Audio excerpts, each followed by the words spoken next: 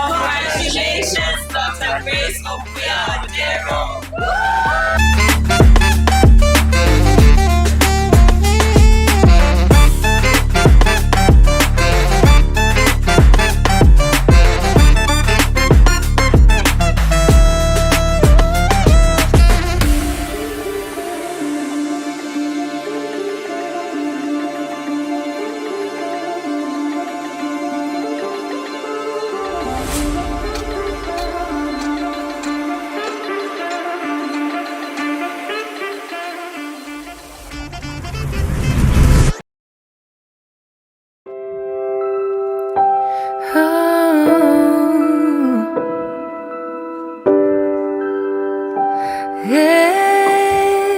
Grace for me has been a safe space.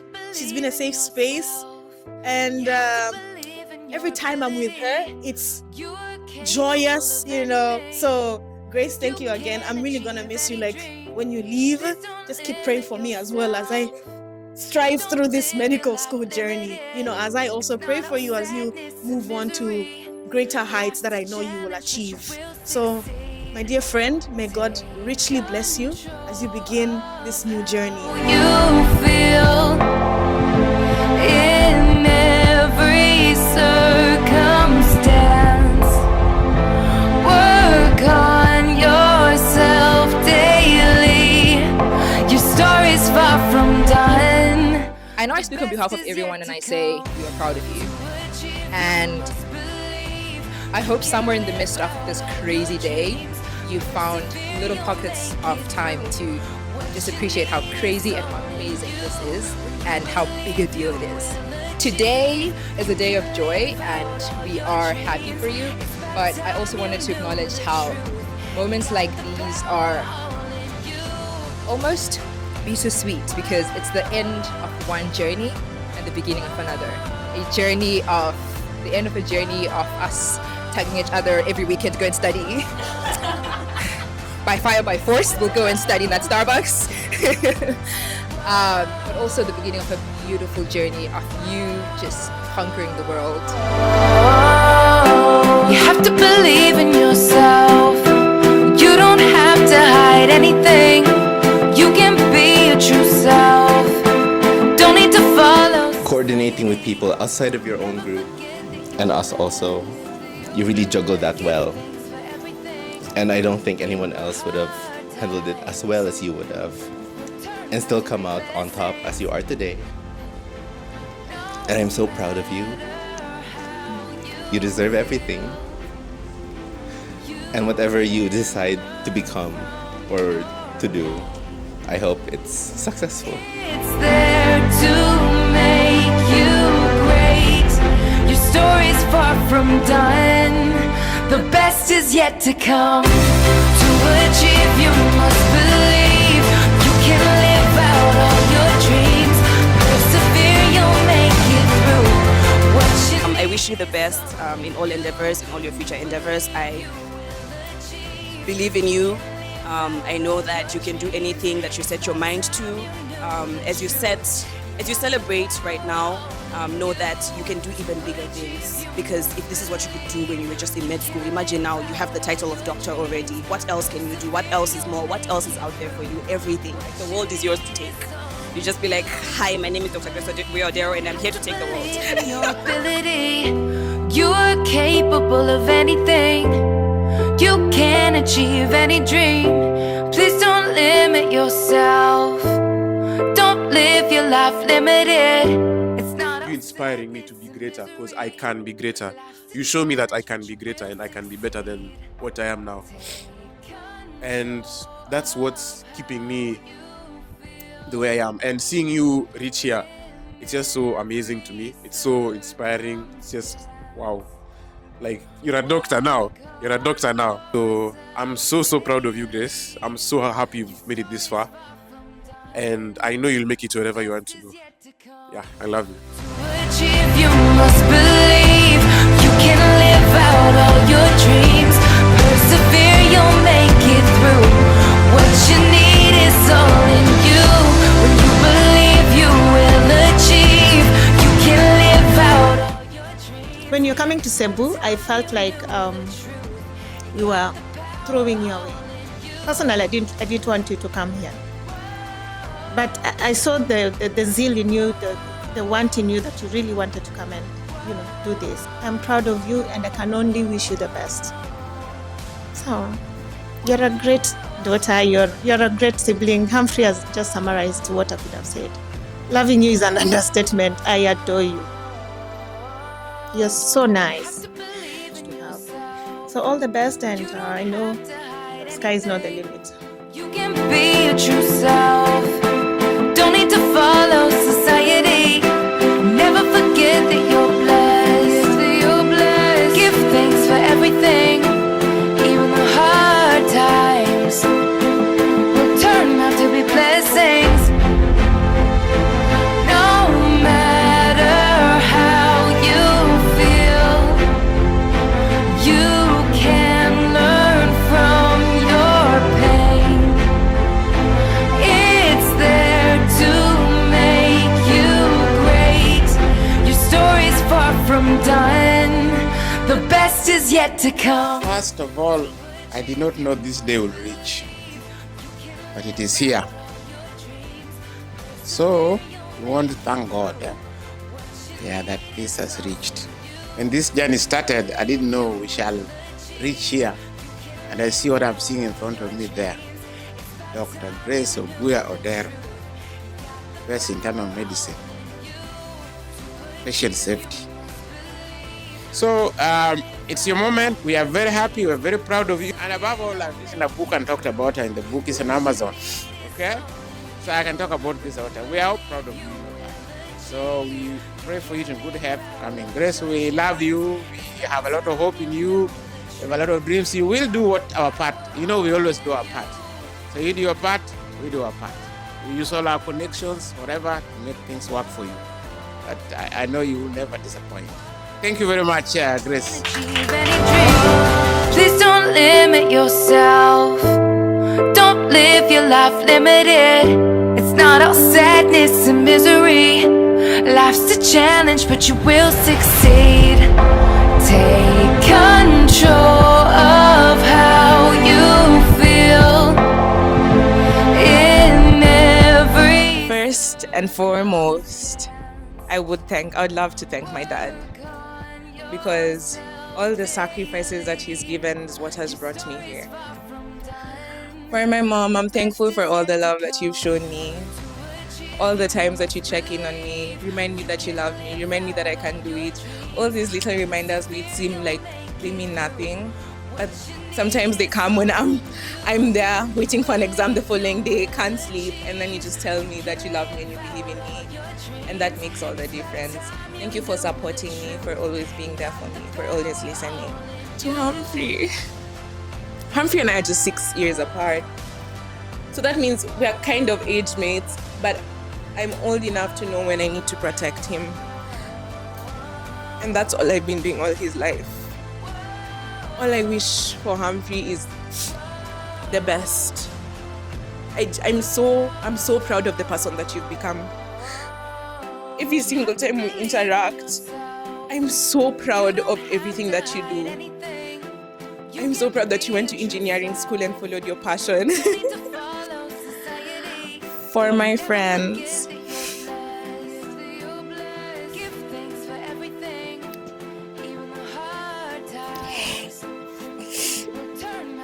I'm really emotional when I talk about my friends, because when I close my eyes and think about who I know would take a bullet for me here, it's these four. When I had dengue, they all came and showed up for me. There've been multiple times that I felt like I can't do this anymore, and these are the people who helped me. I would also finally like to thank CIM, my alma mater, for instilling the value of excellence in me. CIM is rigorous. Everyone who goes through it knows it, but it expects excellence. My alma mater expects excellence and has kept me on my toes. I have been taught that what I achieve is up to me, and I have taken that lesson, and every year I have strived to do better. Thank you for flying all the way here, dear family. I know it was not an easy feat. Thank you for showing up, guys. I love you all. And the person can finish cutting the onions now.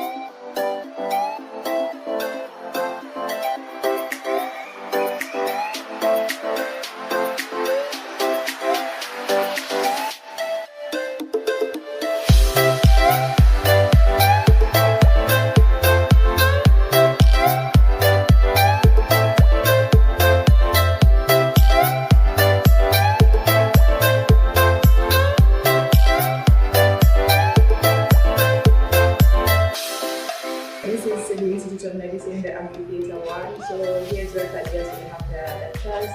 We have lectures depending on which specialty that you're studying for that monthly. So if it's only internal medicine, pedia, or surgery. If it's internal medicine, we usually have lectures every other day. And for other specialties, like towards the end of the week, we would summarize everything that we did. So here's where that is done. Alright, Okay. so this lecture theater accommodates like how many people? More than 100. So this one is 70. So the idea is integrated lectures. Yes, idea integrates lectures in other classes. Yeah. So it's internal medicine, instead of gynae, pediatrics, And surgery and family medicine. and Actually. family medicine. Yeah. And it's clinical. Yeah, it's this clinical. So after these lectures, then this is also you rotate in the hospitals in Padilla. Yeah, in Padia at the end of the week. So in Padia, the schedule usually is if the department has an activity like lectures or any other activity that they want, like if they will have going to have like a pop-up test, we do it from in the afternoon. In the morning, in the morning, 8 to 11 in the morning. Then we have our lunch break at 12 to 1. And then in the afternoon, we do our STD 2 to 4. And then from 4 to 7, we have to be. That's how we do it. Thank you.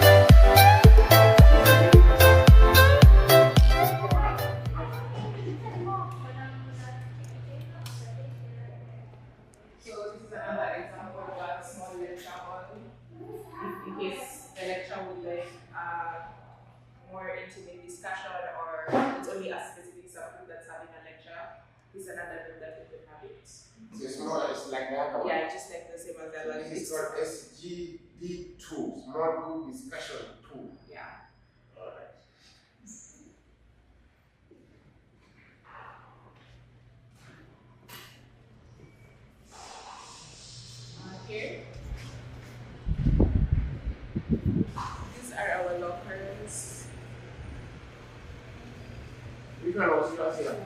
I didn't choose them. This is microbiology, parasitology, and pathology. So usually if we have pathology laboratory, they remove this microscopes. The microscopes are not out. There are other microscopes in here. Actually, this is a new part of this. I didn't use this. I didn't get to use this part of the lab. This is new. So if the doctor, this is a new section of the school. So here's where they do pathology lab. If the doctor has something that he wants to show from his microscope, he's able to project it there, and that will be projected on the screens for the students to see. And if there's physical slides, they'll be provided with microscopes as well. Here are gross specimen available to see. Yeah, these are the exams. Surgery and OB. So the group is gonna, if you're in one group, like let's say you're 14 in one group, you're gonna be divided into half. So for the first half, they will do 4 weeks in the hospital, so they will go to the hospital 4 to 7 every day. But the second half will be doing skills lab, and then after 4 weeks they switch. Oh, and I forgot to mention that the hospital shadowing starts at 7 a.m. after the weeks. Except so for 1 hour or 2 hours, then they go to the hospital. But it's only once a week for 2 hours. For second year, yeah. Just like. But then for third year, it's that. This one, there's no human. This is now your. How come you didn't tell me that?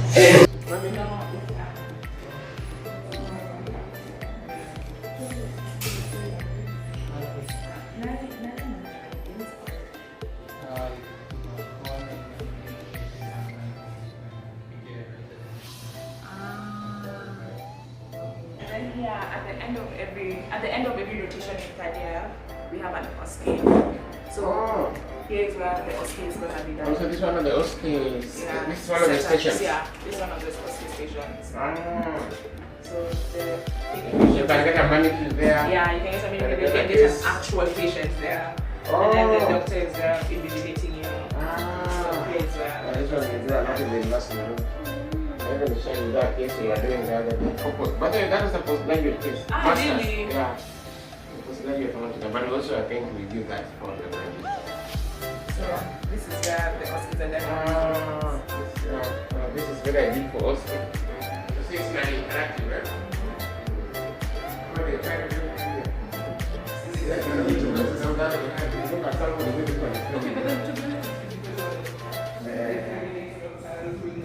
Sometimes they'll listen to it. So They ask you? where did you study? I think it's the same program. It really depends on who it is. Now you're doing a good job. You follow wherever she is. Yeah? So these are SGD rooms for second years. Small group discussion rooms for second years.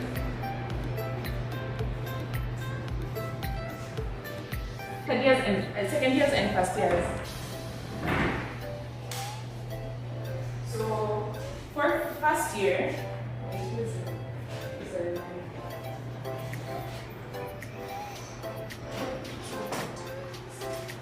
so for first years, so here's where the small group discussions are had in this school. So for first years, the schedule for small group discussion is 8 to 11, and then you're basically free for the whole day unless you have a lecture like patient safety or something like that. But first year, there's not many lectures other than the wrap-up lectures. Then for second year, the SPD, or the small group discussion is from 2 to 4, but then you're free in the morning. So because this is shared by both first years and second years, that's why first years are in the morning, second years in the afternoon. But then basically you just sit here, you're given a case, with a facilitator to guide you and make sure that you stay on topic and make sure that you're discussing the right things. And then you're given a grade from that. Like, a big chunk of our grade at the end of the semester is from our small group discussions, because we don't have as many lectures and then we don't have as many tests throughout the week. We just have tests every month. So give us an example of what you remember part of second year that you enjoyed most. Say a topic. So a small group discussion. You remember any that you like and you enjoy it. First year? First or second year? Whatever happened with this year? In second year we were online, so I don't have anything. What would be the typical topic in that year? In first year, typical topics included anatomy, where we learn about like the muscles, different bones. So first year the cases are Most of them anatomy. yeah, most of them are anatomy based. But then the thing about this school that I like is that they incorporate all the subjects. So we learn by system, not by subjects. So like for example, I talked about earlier that in first year we do anatomy, biochemistry, histology, yeah, so all of that. So for example, if the topic is again like cardiology, you will do the anatomy of the heart, and then you also do the physiology of the heart. You will do the biochemistry of anything to do with the heart and everything like that. So in your case, you have to make sure that you hit all of those points. That you're talking about the anatomy, you're talking about the physiology, you're talking about everything, the biochemistry aspect, so that when you do that exam, everything is incorporated. It's not just like biochemistry and anatomy. No, everything is incorporated into one. Even when we do GI or gastrointestinal, everything is incorporated into one. You're not just doing the anatomy and then next week you're gonna do physiology. No, each case it incorporates anatomy, physiology, biochemistry, histology. Everything is in one. So when we're doing gastrointestinal, when we have labs, like when you have lab in the schedule, you go to the histology lab and your slides will be things to do with the gastrointestinal tract. So, yes. So the difference in that kind of learning with the university in Kenya is that what you're doing is called integrated learning, and you take one system and you integrate. There's biochemistry, there's physiology, there's anatomy, there's pharmacology. Now in the university it's done differently. So you take today you're doing anatomy, then you do the other one in second year. Another year, then third year you do another one. So by the time you're in third year, you might remember the anatomy of what you do in the heart, yet the pharmacology affects some of the things in the anatomy with the receptors, goes to biology and histological things. So then you get it's a bit disjointed. This is the advanced way of learning where you put everything together. So your mind works together. That's the American system with learning. But it's done in more universities. They are a little bit. They have incorporated with the integrated learning. I find it really very good. Compared to the traditional British learning where you do one system, and in different years. So by the time you finish, your brain doesn't bring it all together. Because when you're going to treat a patient, it's one patient. You don't want to say this is anatomy, or the other one is about physiology, the other one is pathology. So you don't become a better doctor. So you go through a very good system. You're going like So this is one organization that we have in our school. It's called Torch, Total Outreach for Community Health. They do community outreach basically. They tend to be in extracurricular activities. You can join this, and I'll show you my organization. Like in an organization, I'll show you. But this is one of them, Torch.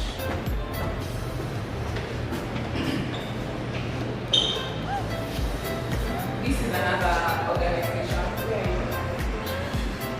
This is another organization. It's called Asian Medical Students Association, Service Oriented Medical, it's short for AMSA. So this is found all across Asia actually, and these are the schools in Cebu that are part of AMSA. It's basically an Asian Medical Students Association. They do community outreach also as well. Like basically just community service. hello, how are you?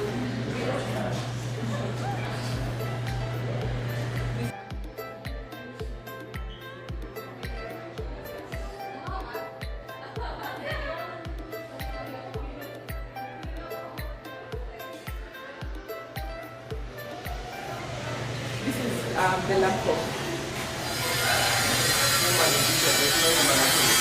Biochemistry and humanity. They are undergoing renovation. It's a very renovation. The cadavers are here. No, they don't have cadavers, so they don't have yet. It's others that they accept first year. They're bringing them here. Yeah. But then health for biochemistry and human nutrition. But yeah.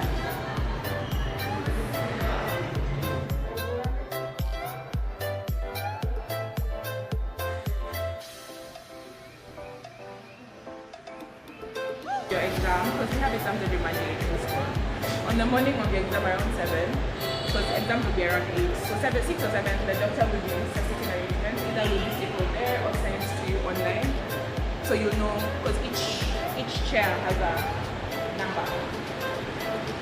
You can see here. So you'll know where this is A17, so this is A, B, C, D, E. Randomized. Yeah, so they randomized. Yeah. And then currently, our exams are online, but then we do it in school. So we use a software called ExamSoft that videos you when you're taking the exam, and then they post it on the internet. So they said that during second year when it was school online during the pandemic, and then because of the ease of using the interface, they just left it online, so they don't have to like use the papers and stuff because it works. They give you your results after, so once you submit your exam, you get the results right after.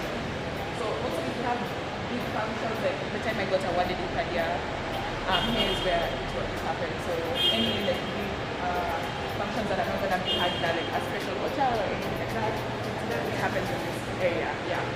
So there's this big event where it happens. So there's where it happens. Show me exactly how you painted here. That must go on video record. Okay. It's where That's why they put the dead bodies out there. Yeah, Oh, that's no. like that. Hey, I'm interested. Guys, it's locked. Maybe they're actually Yeah, inside cadavers. there. Yeah, I think Yeah. they brought So cadavers. you So when I figured walked that. in, Then tell us actually. so when I walked in first year, I was like 5 minutes late. So everyone had already opened the cadavers because when you walk in, unfortunately it's locked. You can't see that. But there's about 6 tables on each side, and then there's an aisle. So on the 6 tables, there's cadavers. So I walked in and I knew I was going to encounter cadavers, but like, you know, you never know what you're gonna feel. So I walked in and then there was this table. Everywhere there's dead bodies. Like as I walked here, there's cadavers. Yeah, there's cadavers. There's an aisle of cadavers left, right, and center. So I had a panic attack on the side. Like, I was like, but anyway, I enjoyed. So then what happened after that? My friend had to come and calm me down and give me water, and then after that I was able to slowly adapt. You're not taken to the hospital? No, I wasn't taken to the hospital. I thought you collapsed.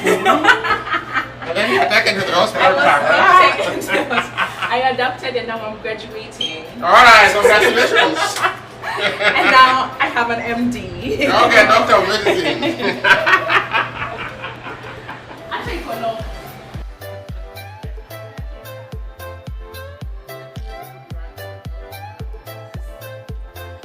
Exaggerator. No, you've never explained it very well. So we are done, eh? Yeah, I'll just So show pass you the the hospital. place with my organization, and then we'll go take a picture at the bottom, and then we can go to the hospital. In the hospital, you guys can stay behind because I don't think Yeah, they'll so you can't feel fix them. it.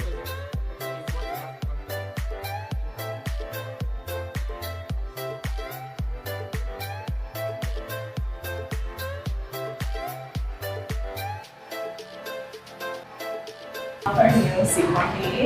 So this is the organization that I joined. Alpha Sigma P also, the AMSP stands for Academics, Media, Service and Products.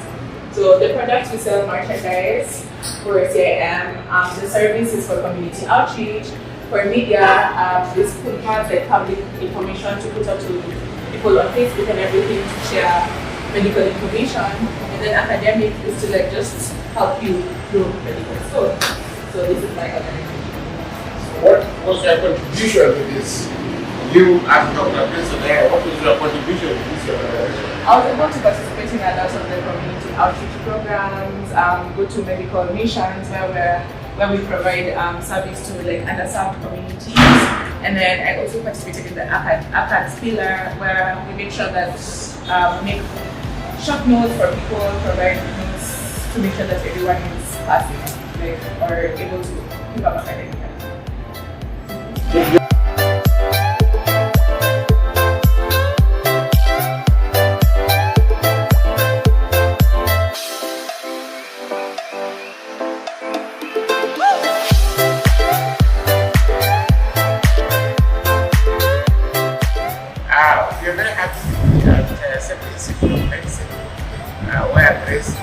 not like doctor of medicine degree.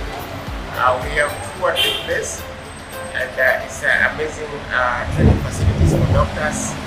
We witness how they do their learning, the practical things that they do here, community. It's a very great institution that makes a doctor very inspirational. We met the dean. The dean was quite very inspirational, sharing from his own personal experiences and his children and the journey to the US. One important thing that he said was, make sure a student has a choice. You can decide to stay in America, or you can decide to come back to the Philippines and still practice medicine. I found that very, very powerful. Otherwise, we're very privileged to have come here. Thank you very much, Dr. Grace Obuya, for making us. Thank you, Alfred, for coming. Thank you, Odero, for being here.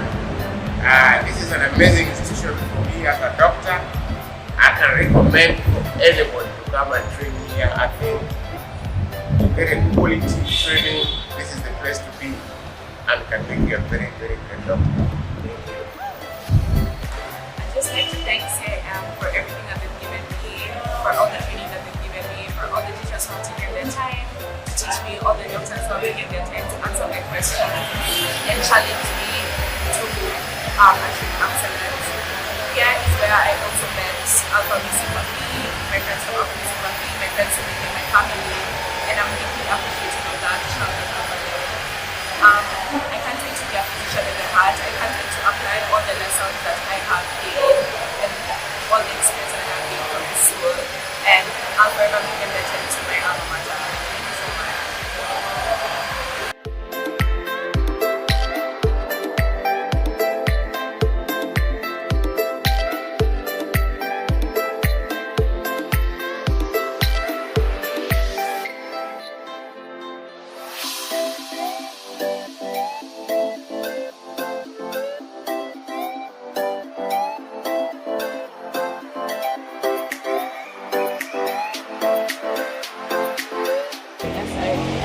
Okay, my friend, ladies and gentlemen, we're in the Philippines, Sirao Gardens. So we are all celebrating Grace, Dr. Grace Obuya Odero's. It's her day. Woo, this is a very good place.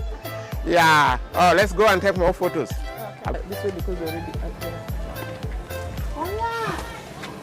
Hola, mírame!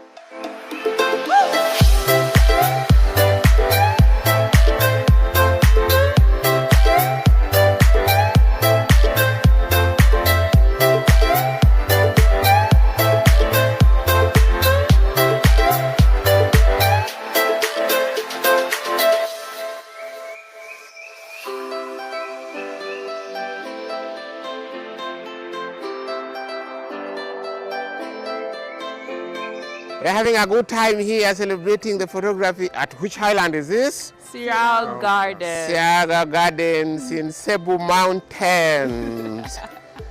It is all Grace's day. Woo! Doctor of Medicine, is it?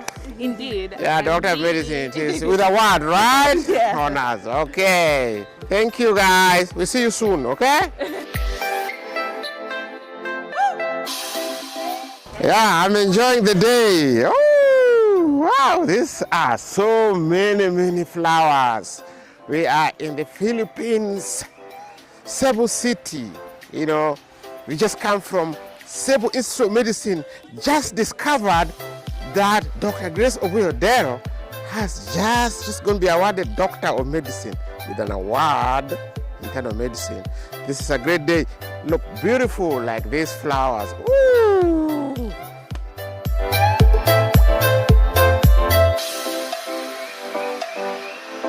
Yeah, this is a very good scene. I love these flowers. It's very good. Really, the day is good. It is Grace Obuya Odero's day. We are all celebrating Doctor of Medicine.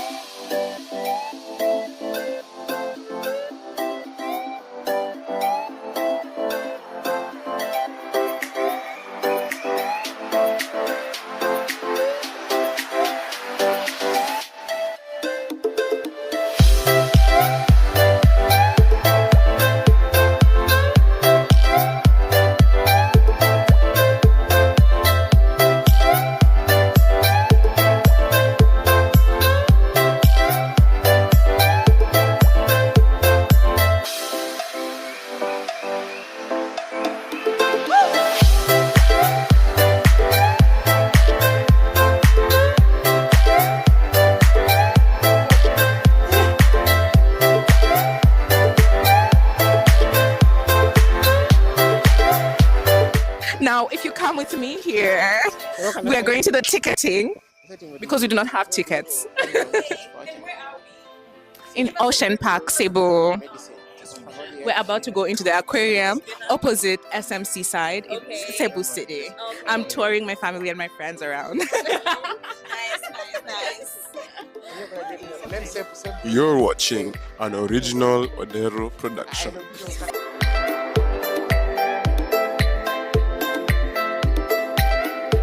Currently, Humphrey is bullying the people for being themselves. I have not bullied anyone on this film.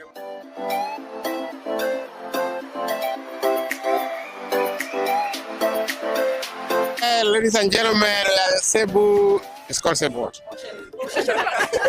Ladies and gentlemen, this is Cebu Ocean Park. A place to behold.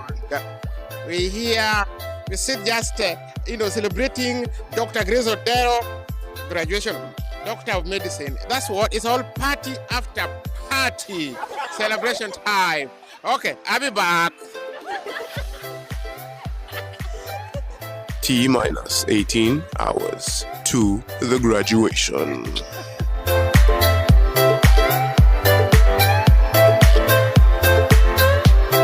But then what? Yeah. So you see, big guns. Yeah.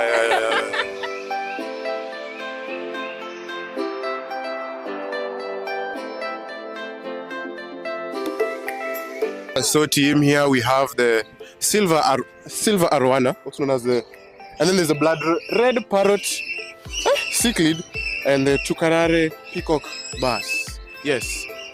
Look at these fish. Yes. There's also birds up here, as you can hear them making a bunch of noise. Yeah.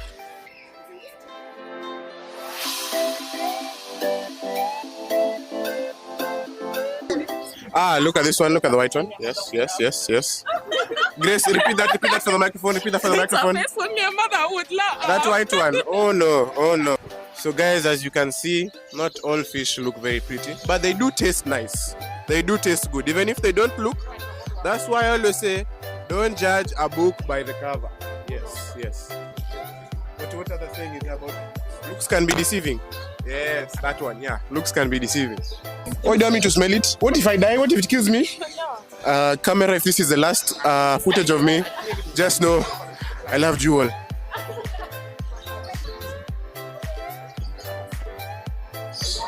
It's just steam. Grace, it's just steam.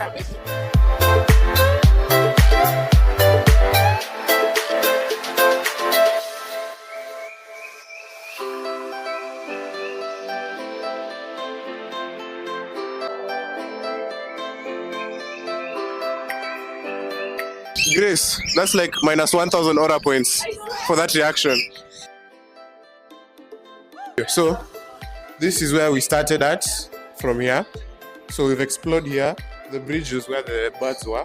The jungle trek was us seeing the other fishes, the creepy critters. Now we have climbed the escalator. We're heading to the 7 Sea. In here, it's an indoor aquarium. Let me show the thingy. Then there's a touch pool, I think, if you want to go touch fish. Interaction center, a crocodile exhibit, a fish spa, a food kiosk, an amphitheater, an oceanarium. Yeah, so this one I think will be like a dome. Then now you exit. There's the main gallery. I think that's also a dome. The restaurant, jellyfish. And then now we exit. Okay, guys, let's go. Let's go, team.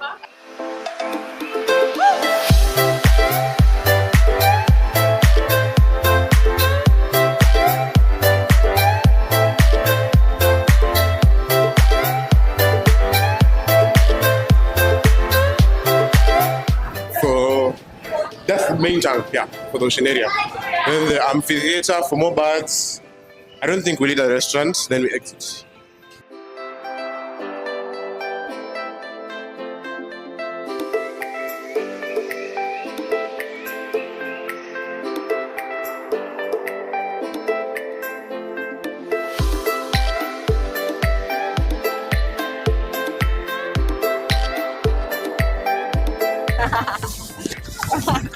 Ladies and gentlemen, we are at the Cebu Scenic Park, is it? We are at the Cebu Ocean Park. Wow, hey, a sight to behold. We've just touched fish over there. There's a crocodile over there, be careful. And all varieties of fish is available here. And if you go down there, just down there, you have fish that the fish will do what? The dead skin of your feet. Our dead skins of our feet are going to be eaten right now. There. I'm coming back.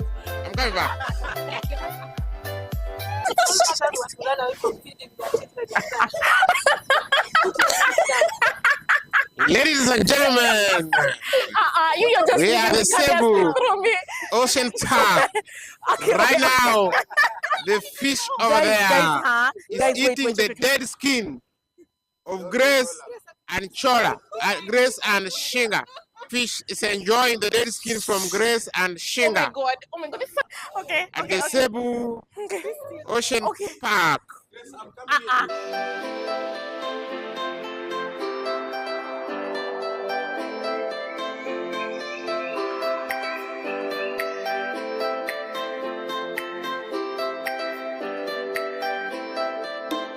It looks good. Fish everywhere. I love one thing about this aquarium, that it has nature. Then the real traditional aquarium is here, like what we're seeing here now. We are just from the nature, and now you're seeing the traditional aquarium that you see in Dubai, in Toronto, anywhere in the world. This is amazing. Wow! I'm so happy to be here. I've actually never come here all the years I've been in Cebu because I've been deep in the books. But then now that I'm done, I have the time to tour around and I'm very grateful.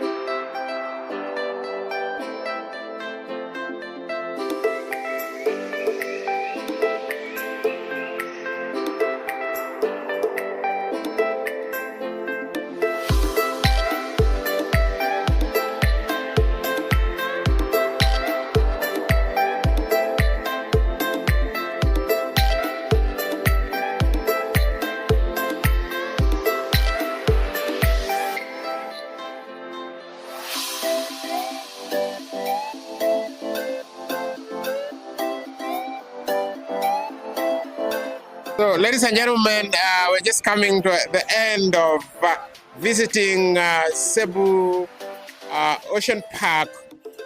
We've seen fish, we've seen birds, we've seen reptiles, we've seen everything. Sharks, name it. This is one of the biggest parks I've seen in my entire world. For all this, we are celebrating Dr. Grace Obuya Odero for having attended Doctor of Medicine, Cebu Institute of Medicine. We are so happy. Let's party after party. I am back to celebrate Doctor in Medicine with a honor in internal medicine. That's Dr. Grace Obuya Odero. In the Dean's list, right? Honor internal medicine. Dr. Obuya Grace Odero. I saw the list. My friend, watch the space. I'll be back.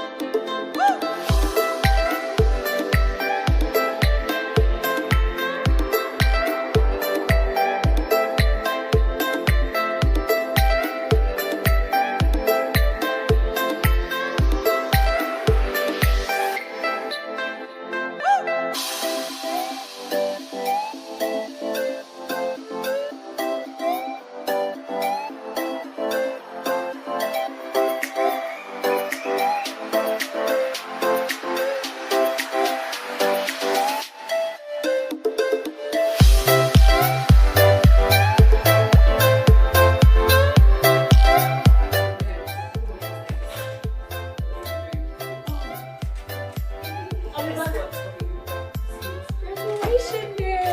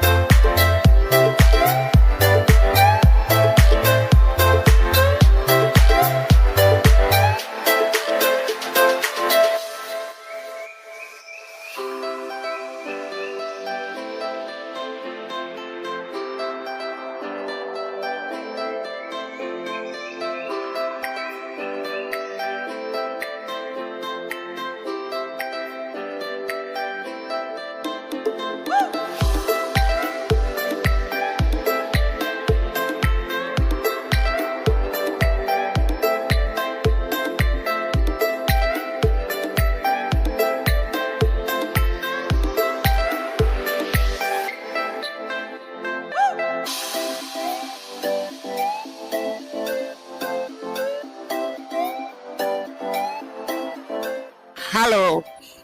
This marks the climax of the graduation of Dr. Grace Obuya Odero. She has just been awarded the Doctor of Medicine degree of the Cebu Institute of Medicine here in Philippines, Cebu City. It's been a journey, but she's made it. We are very proud. We are all here to celebrate, and we wish her all the best. And she got certificate of recognition, internal medicine, and best project in patient safety. Of course, that says why she wants to be an anesthesiologist. She is very keen on patient safety. So we give glory to God. This has been an honor. It's been a journey. When the journey started, it was long. But she made it, and she made us proud. We wish her the best in her next endeavors. All the best. Thank you. Okay, what do you say? Thank you so much to everybody. I'm Dr. Grace Obuya Odero, finally. I'm back. We're here to congratulate Dr. Grace Obuya Odero. Everyone wants to say something. Dr. Grace, congratulations. I am so proud of you. You've made it. It's been a long journey. And I know with hard work that you've put, this is now the success that we want to celebrate. And as we are saying in this group, party has just begun. Hi, Gracie. A very big congratulations to Dr. Grace Obuya Odero. We love you, girl, and we're gonna miss you. Zambia/Botswana. Chola from Chola. Yeah. Hi, bestie. So, congratulations. You're officially now Dr. Grace Obuya Odero. At least now we have another doctor in the family. I just want to say I'm very proud of you. It's very inspiring seeing you going through all this and still making it. And yeah, love you so much. All the way from Zimbabwe, we'd like to say congratulations to the newest doctor in town, Dr. Grace Obuya Odero, who is going to be the best anesthesiologist in the whole world. Mark my words. On this date, you heard it here first in Cebu, Philippines. I'll first of all start by saying that I can no longer refer to you as Gracie. It is now officially Dr. Odero. Respectfully, I'm so proud of you. I hope you know how proud of you we all are. Stop, you make me cry. I'm really proud of you, and I can't wait to see what you're going to do next in the next stage of your life. We love you so damn much. She's about to say something. It's not over. Just hold on, hold your horses. She's still she's crying with joy. It's not that she's sad. This a cry of joy. I didn't know she cries with joy. All right. So, just before I say we have to be back before we start party after party. You know, we are in celebration moods, and so we want Grace to say something to this group. Here you go. Thank you all for the community that I made here in Cebu. You guys have become family. I would not have made it without you. And I'm thankful to my parents for all the sacrifices that they've made thus far. This degree is yours as much as it is mine. I would not be here without you.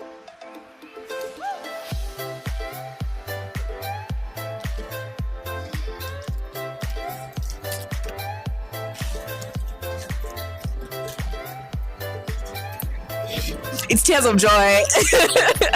Glad to hear that. Thank you so much. I can't, there's not enough words in the English language for me to put into words how grateful I am for all the sacrifices that you've made for me. Asante sana. Oops.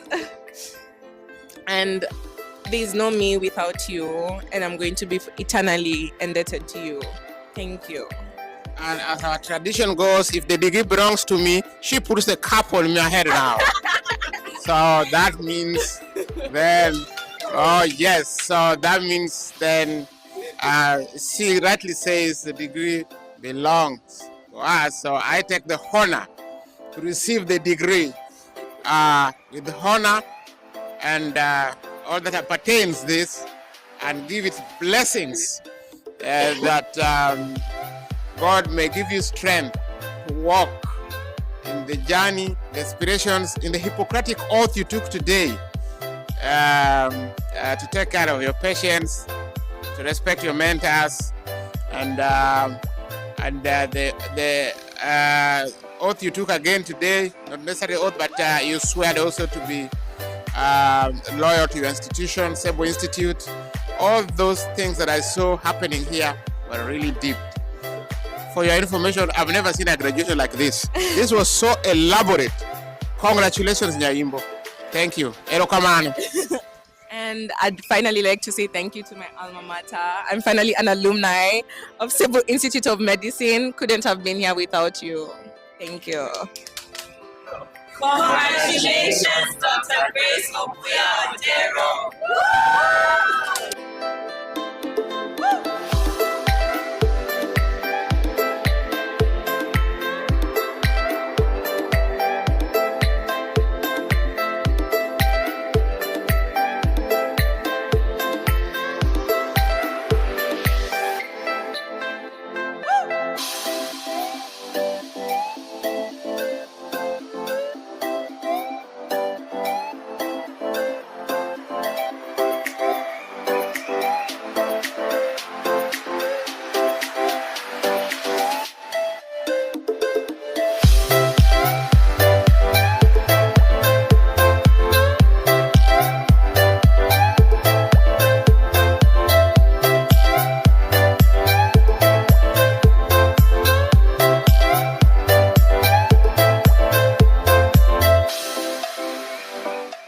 Thank you very much, Dr. Solosia.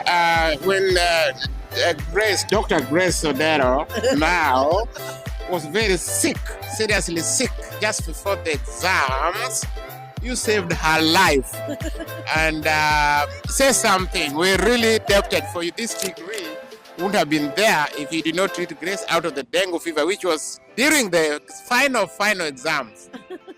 Say something. Okay. Grace has been a very good student, and she has done a lot of really nice and good things, especially in our community medicine rotation. So when she said she was sick, I couldn't help but really take care of her, and she deserves it also, of course. We take good care of our students in CIM. So congratulations, Grace! Thank you so much. So happy and proud of you.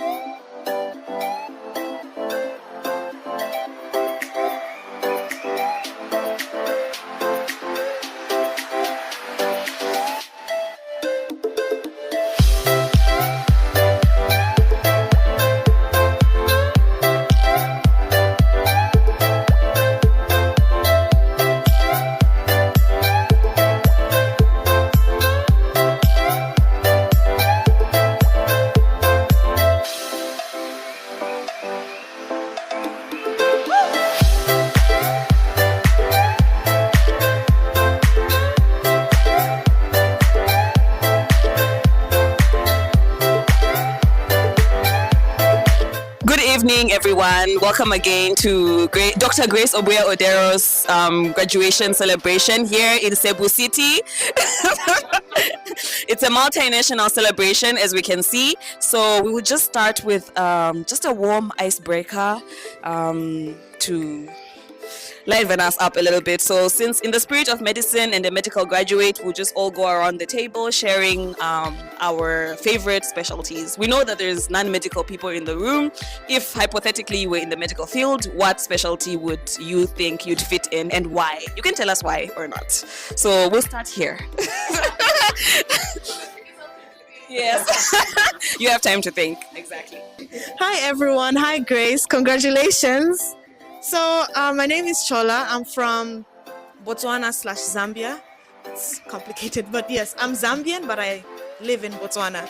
So I think a specialty of my choice would be obstetrics and gynecology. Yes. Why?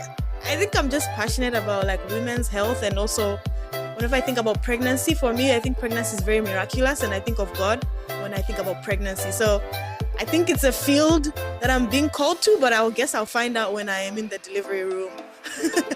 So, yes, that is me, and that is a specialty of choice. Yes. Family medicine too. She mentions that because she's always saying, I like interacting with people and socializing, and also Grace always tells me that it would be a really good specialty for me because I like to get very intimate with my patients, to talk to them and get to know them even more. So that is why she suggests family medicine. So yeah, family medicine is an option as well. Good evening, everyone. Dr. G. So I'm Charlie. And if it goes well, rather, I would like to be a neurosurgeon, simply because I think I'm really fascinated with how brains work. And but not only that, I think I've dealt with a couple of family members who were involved in some who just had cancer, some who were involved in accidents, where according to what I heard, it was simple things that a matter of life and death was just a slight, a 1 second thing where they could have survived, but they didn't. And I think being able to save lives and be able to help people at that level, I think is something that I feel is close to my calling. However, if I wasn't going into neurosurgery, I think I'd do emergency medicine. I think I work well under pressure. I like the crisis management. So I'd probably go into that. But yeah, and congratulations, Dr. G. Hi. So thank you for coming for my graduation. I'm enjoying your company. So actually, even if I was the outstanding senior clerk in internal medicine, that is not my preferred specialty. I'm just really smart.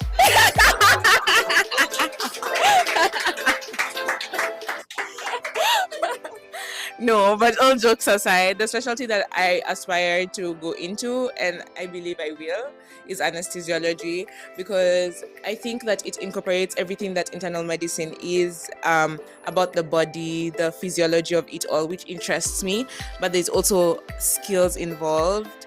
And then I love emergency medicine, but then I don't like the fact that you don't know what's coming. But for anesthesiology, it's like internal medicine, but you have time to prepare for it.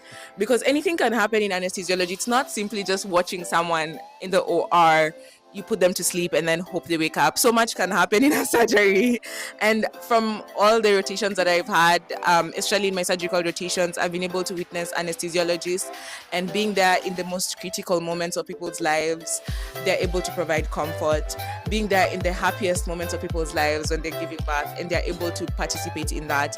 And I'd love to be part of that moment, if ever just for a glimpse in someone's life, just to provide for them additional comfort that they may need when they're going through something so big like a surgery. So yes, that's why I would like to do anesthesiology. Thank you. So hi, I'm JJ. I'm from here, Cebu City.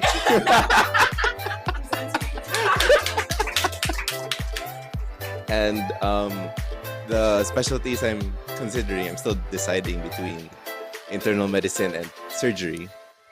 I liked surgery when I finished senior clerkship because I like the skills and the cutting. But then after PGI-ship, I started to consider internal medicine because I like the process, how you would see problems and then you would find a disease that would fit all of them. The whole problem-solving process is interesting. And that's all. I think mine I should finish, eh? It's like a summary of specialty. Yes. What would you have done if it was not for obstetrics and gynecology? No, there are people to be inspired. They have for obstetrics and gynecology. So I have to first of all say why I became an obstetrician and gynecologist and what was my second option. Okay, so for everybody in the room, my name is Dr. John Odero on H. I'm a practicing obstetrician and gynecologist of 21 years. So I practice to the highest level you can reach in my country as chief medical specialist in obstetrics gynecology. I've led the biggest teaching hospital as the head of the department in obstetrics gynecology. And I sit in the council that licensed obstetrician gynecologists and disciplinary gynecologists. So the CV is long. So my journey in obstetrics gynecology is really, really long. But I will summarize it like this, just to be in the context of today. So I was born up in rural Kenya. And in rural Kenya, I saw women giving birth at home, traditional birth attendants. In that journey, mortality was a bit high because the access to the hospital was far. So it kept bothering me as I was growing up, and I would see women delivering, bleeding, some dying, the children dying. So I said, maybe one day I can make a difference. And so when I went to medical school, fate had it that my mentor was an obstetrician gynecologist. So every time I would be on vacation, I would stay with him. And from the first semester, year 1, he would drag me to theater to do a cesarean section with him. And so we did many operations, cesarean sections, hysterectomies, everything. By the time I was finishing first year, it's like I'd done it all. And then subsequently, we'll do clinics in obstetrics, gynecology. And to me, medicine was obstetrics, gynecology. Okay? And so I have walked that journey. Currently, I'm keen on high-risk pregnancies and infertility. So that's what currently I'm really known for in the country. There are other parts that I don't really enjoy, like the oncology part, the cancer part. I'm a little uncomfortable with that. So I do refer for those ones. What would have been my other second specialty? Pediatrics. I really love pediatrics. And for record, many times, Grace and Humphrey never went to hospital. I used to inject them. Because pediatrics is something that was just in me. I loved pediatrics, so it was my second choice. I think for now I'll stop there. The rest I'll say later. Thank you. Congratulations, Dr. Grace Odero. Daktari is a Kiswahili word for doctor. I think for Kiswahili speakers, you understand that. Congratulations, my daughter. It's not easy to talk after doctors. I'll try. We should have started out, we should have had a room for non-doctors.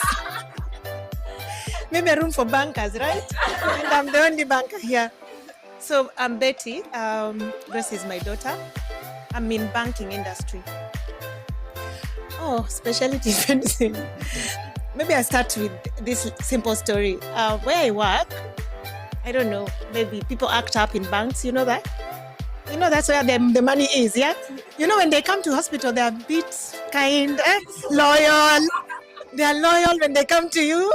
When they come to us, they think that we are dressed because of their money. So the approach is usually different. In fact, even queuing in the bank versus queuing in the hospital is a different story, right? You want to go to the bank and take 10 minutes. In hospital, the doctor will tell you to wait for 2 hours and you're okay with it, right? So we get a lot of acting up clients who are not very kind. So most of the times what I see, I'm being called to calm them down. Like now I go to this meeting room and what's up? You see now when it is escalated to me, they kind of calm down, right? If I was to be in medical field, I would probably go into mental health. I don't know, psychiatry. I think I would do well. And try and calm these crazy people around me. So I'll leave it at that. I would probably be a psychiatrist. Thank you and congratulations. Hello, everybody. My name is Humphrey Dave. I'm the other non-doctor in the room.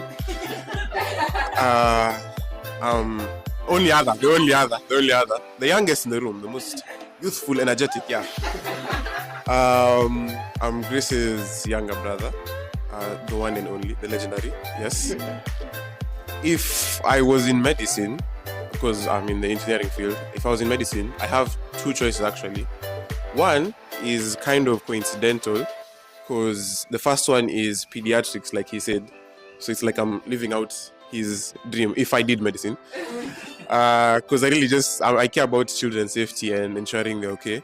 And then the second option would have been orthopedics, mainly because you can sort of link that with tech in terms of bionics and the biomedical field, because that's my area of expertise.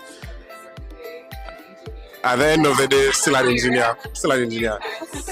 But if we are measuring broadly in medicine, it would have been pediatrics. Yeah. I just wanted to say congratulations, Grace. You've really done a lot. I'm so proud of you. My biggest inspiration. I love you so, so much. Yeah, and I'm so happy to be here. You can do this. You can do this. You can do this. You can do this, bestie. You can do this. You can do this, breathe. You can do this, yeah? I just want to say I love you so much, and I'm so happy to see you finally making it. I talk about you to like everyone I know. Everyone knows about you. Yeah, that's all. So you know what they say, save the best for last. I forgot to introduce myself earlier. My name is Chinga. I'm from Zimbabwe, and my specialty of choice currently is plastic and reconstructive surgery. And the reason why I'm passionate about plastic and reconstructive surgery is because, number one, there's a retirement plan. At the beginning of your career, you know, you can save a lot of lives. When people hear plastic surgery, especially when I was back home and I tell a lot of people that I want to be a plastic and reconstructive surgery, they just hear plastic surgery. You want to Michael Jackson.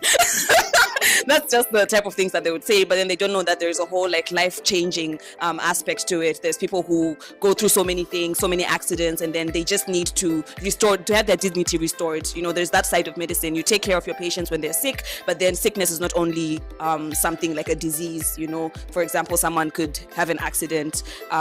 You don't want them to, or could be burnt. You don't want them to remember that for the rest of their life. You have to still, restore their dignity, restore back their comfort in themselves. And, you know, that's just a side of medicine that I think is also slept on sometimes, and that I would be passionate with. So that concludes my final speech for now. So I think we can go on to eating, and then we will catch up later. I'll be back. To quote the very famous obstetrics and gynecology, I'll be back.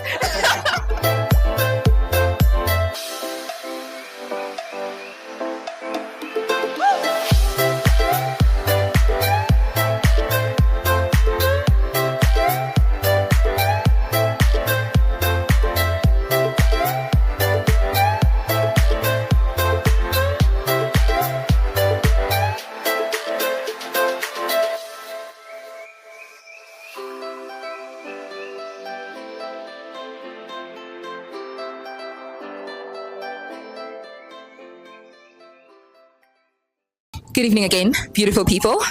Moving on to the next part of our evening. And you guys can continue eating, by the way. This is not to disturb your dessert.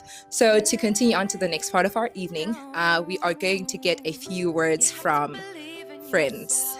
And I will request that you please have some tissue in the room. Could you please have a box of tissues? Serviettes. Multiple. All right. To start us off for the night, we will have Chola. Take us away. Okay. Good evening, everyone. Again. Okay. So apparently, I'm the one who's known Grace the longest.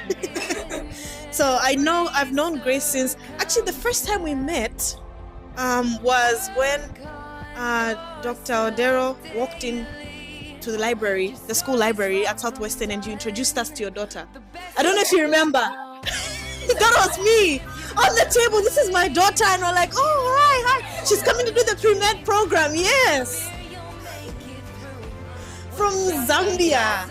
We were just at the table. You came. I think it was your cousin. I'm not sure if you were there. Then it was the older brother. Yes. So you walked up to us. And then the second time I met her is there's this place called Mount Victoria. So now I was running out of, I think I did not have enough money on me. So I asked her, I'm like, hey, because we met in the library. So I was like, okay. I'm like, hey, I'm out of like a peso. Was it 1 peso or 2 pesos? 1 peso. Yeah. So I'm like, hey, could you please give me 1 peso? Like, could you please, I do not have peso on me. And yeah, she's like, oh yeah, sure. And then she gave me the peso, and then I gave it to Mom Victoria. And then my friends were like, Chola, how do you just ask from anybody? How do you just ask? Because you know I'm very sociable like that. So my friends have always been like, girl, like, how do you just do that? I'm like, no, we met in the library, don't worry, you know. Then the next time I saw her is we met at church, because she used to come to church with me. We met at the Seventh Adventist church, because I'm Seventh Adventist. So that's where we met again. We actually have a bunch of pictures, but they are very, very far, you know. And ever since then, honestly, it has been history. It has been great knowing her, Grace for me has been a safe space. She's been a safe space, and every time I'm with her, it's joyous. I think Shinga can. It's everyone is like, oh, Chola and Grace. There was this one time we were in SMC side, because me and her, we're always a vibe, really. Every time we're together, it's Chola and Grace, So we went to Seaside, and I think it was for my birthday celebration. Yes. We went and played archery there, and then afterwards, me and Grace were like, what would be interesting is if we stopped the escalator. So the both of us went. As the escalator was moving, we pressed, because there was like a button. Yeah, you remember? So there's so many memories of, honestly, me and Grace just being silly, being ourselves.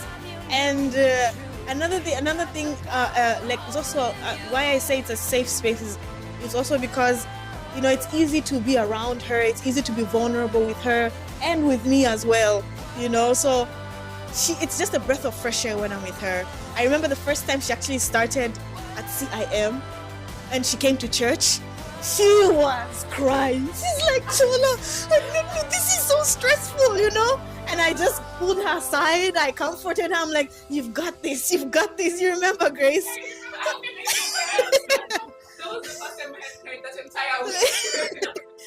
She was just holding on, and then when she came to church, it was just everything just came out of her eyes. And like I've said, there are so many stories, where we just meet. Oh no, Chola, let's hang out, and it's just laugh, and it's just great. It's fun, and then you go back to med school, and you're like, I should hang out with Grace. It's always like this, like that.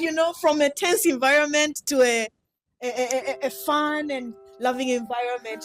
So that is how I have known Grace, and she's always that person for me, a person who I can laugh with and have fun with, and just cry with as well, and it has been great. It has been amazing knowing you, Grace. It has been a blessing, and I thank Dr. Odero for introducing us on that table, because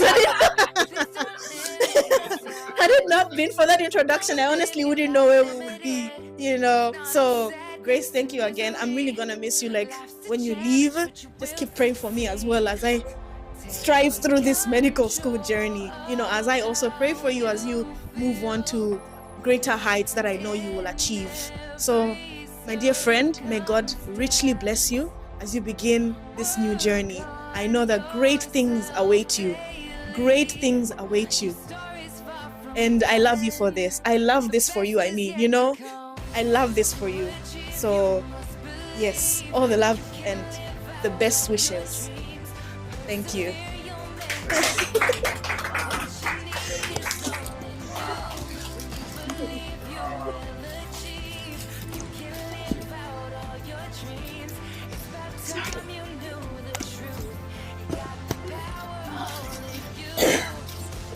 Well, it'll be hard to go after that, but some are natural born speakers. Some of us are writers, so you will allow me to use my phone. I want to start off by saying, first of all, I'll give a disclaimer that I'm not funny at all. So I hope you guys laughed and enjoyed in the previous speech, because I traded in my jokes and comedy for intelligence. So sorry. I know I speak on behalf of everyone and I say we are proud of you. And I hope somewhere in the midst of this crazy day, you found little pockets of time to just appreciate how crazy and how amazing this is and how big a deal it is. I hope you manage to celebrate yourself, because this is an amazing achievement. We're proud of you. And I just wanted to say that today is a day of joy and we are happy for you. But I also wanted to acknowledge how moments like these are almost bittersweet, because it's the end of one journey and the beginning of another. The end of a journey of us tagging each other every weekend to go and study. By fire, by force, we'll go and study in that Starbucks. But also the beginning of a beautiful journey of you just conquering the world and taking over the world, because You're Gracie, man. What do you mean? You're a genius. Don't forget that. You're a genius. And I hope that in all of this, even though this is the end of your med school journey, that you are able to not only take the good lessons that came with the journey that you've been on, but also to be able to grow from everything else that that you've gone through, and become the incredible doctor that I believe that you are going to be. And with that said, I'm glad to have gotten the opportunity to share this part of your journey, and I'm excited to see what you get up to next. I'm taking it slow. I'm giving you moments to breathe in between, yeah? Even though Dr. Grace Obuya Odero. That's right. Even though we have probably known each other for the shortest time out of everyone here, I wanted to share that, well, for everyone else that doesn't know, we met and Gracie became family to me. And I think it's so hard. Stop crying. You're going to make me cry and I have to finish the speech. I feel like it's usually so hard coming into, you're in a foreign land, you're so far from family. To find friends that you can actually call family is really, really special. Stop looking at me. It's really, really special.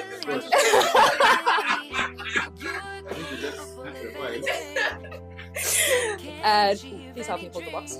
Hold the box. Yeah, thanks. And I wanted to let you know that I cherish our friendship, and I can't wait to see where your journey as a doctor takes you. Just remember, no matter how busy or how tired you get, we're here for you, and we expect regular checkups, not just as patients.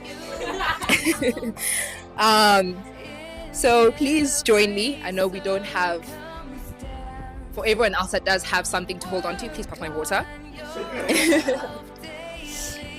Please help join me in toasting to our celebrant of the night. Queen, I'll complain first, but I'm gonna get it done. Her, I'm gonna get it done. I'm gonna just complain just a little bit. You have managed to balance all that while being the wonderful friend that we all know and love. As you step into this new chapter of your life, we know that you'll bring the same compassion, the same intelligence, the same passion, an infectious smile to every single patient that you'll encounter. They're special and they're blessed to have you. They'll be lucky to have you as a doctor who not only knows her stuff, but also cares as much as you do. We are so proud of you, and we're excited to see all the amazing things that you get up to in the next years to come. You've shown us what it is to pursue your dreams with passion and perseverance, and we have no doubt that you'll continue to make a positive impact in the world. May your future be as bright as your smile, as fulfilling as your heart's desire, and as successful as your wildest dreams. We wish you all the best, and we're so excited to see you shine in this new adventure. We did it, Joe!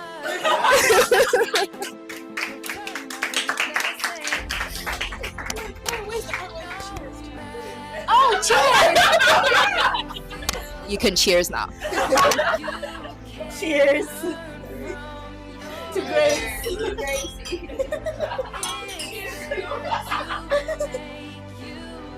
Wow. The best is yet to come.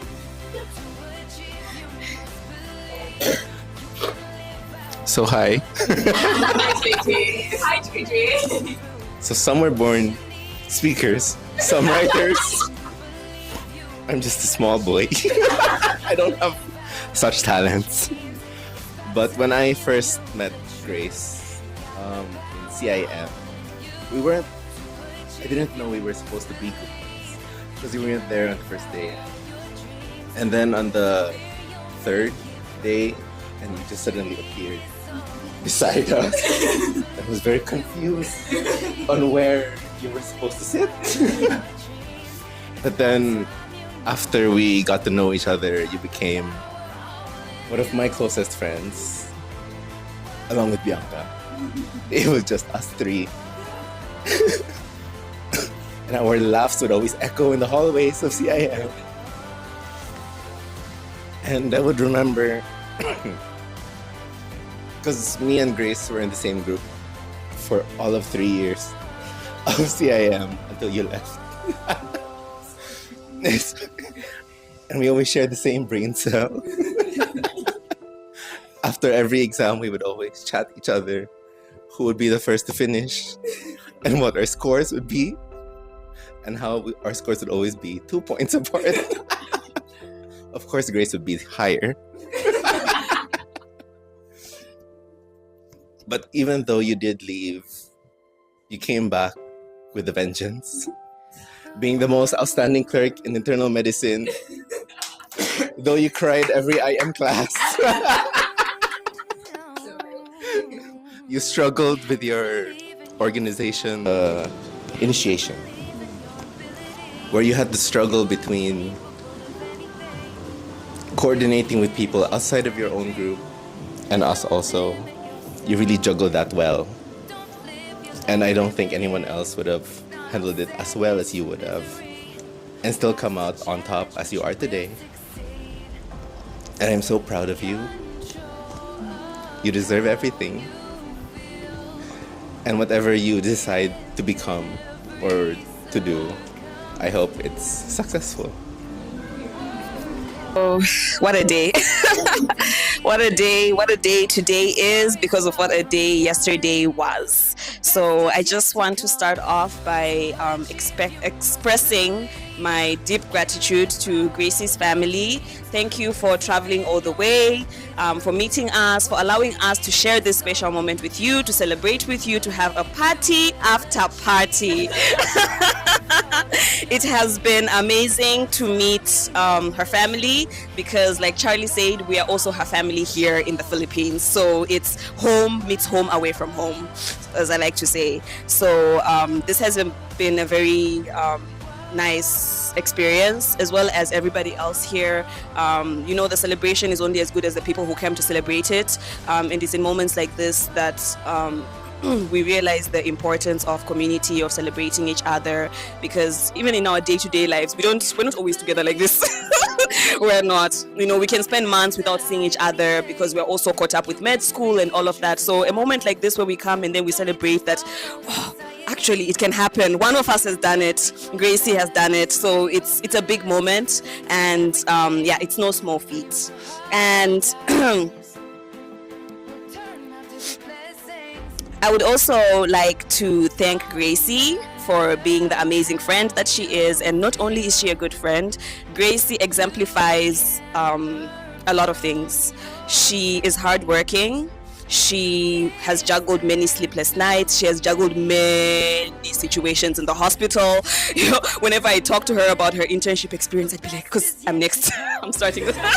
I'm just a few days away, but a lot of my internship is going to be mirroring the way that I saw Gracie do internship, because it was a model way for me. She has been, when I think about the type of medical student, the type of intern, and eventually the type of doctor that I want to be, I think about Gracie, because in everything that she shares, even if the situation or whatever it is that she tells me about is different in the way that I experience it, I'll always remember but when Gracie went through this, she did this, so I can do it too. So it's a big something. And on top of all the things that Gracie has juggled, she not only was the most outstanding intern or senior clerk in internal medicine, also the best collaborative good output in patient safety, but one thing they didn't mention is that this year, Gracie represented her school on a national level, competing in a clinical pathological case presentation nationally in Manila, not here in Cebu. She did it here in Cebu, and they were like, come to Manila. That's how. This is in the midst of internship. She has exams, and she has all this. So obviously, when you have a friend like that, you want to mirror them, you want to do things like they do. You really, it's a good thing to see. So today, as we're here, as we celebrate her, it's not easy. She didn't just wake up and we're like, Doctor of Medicine.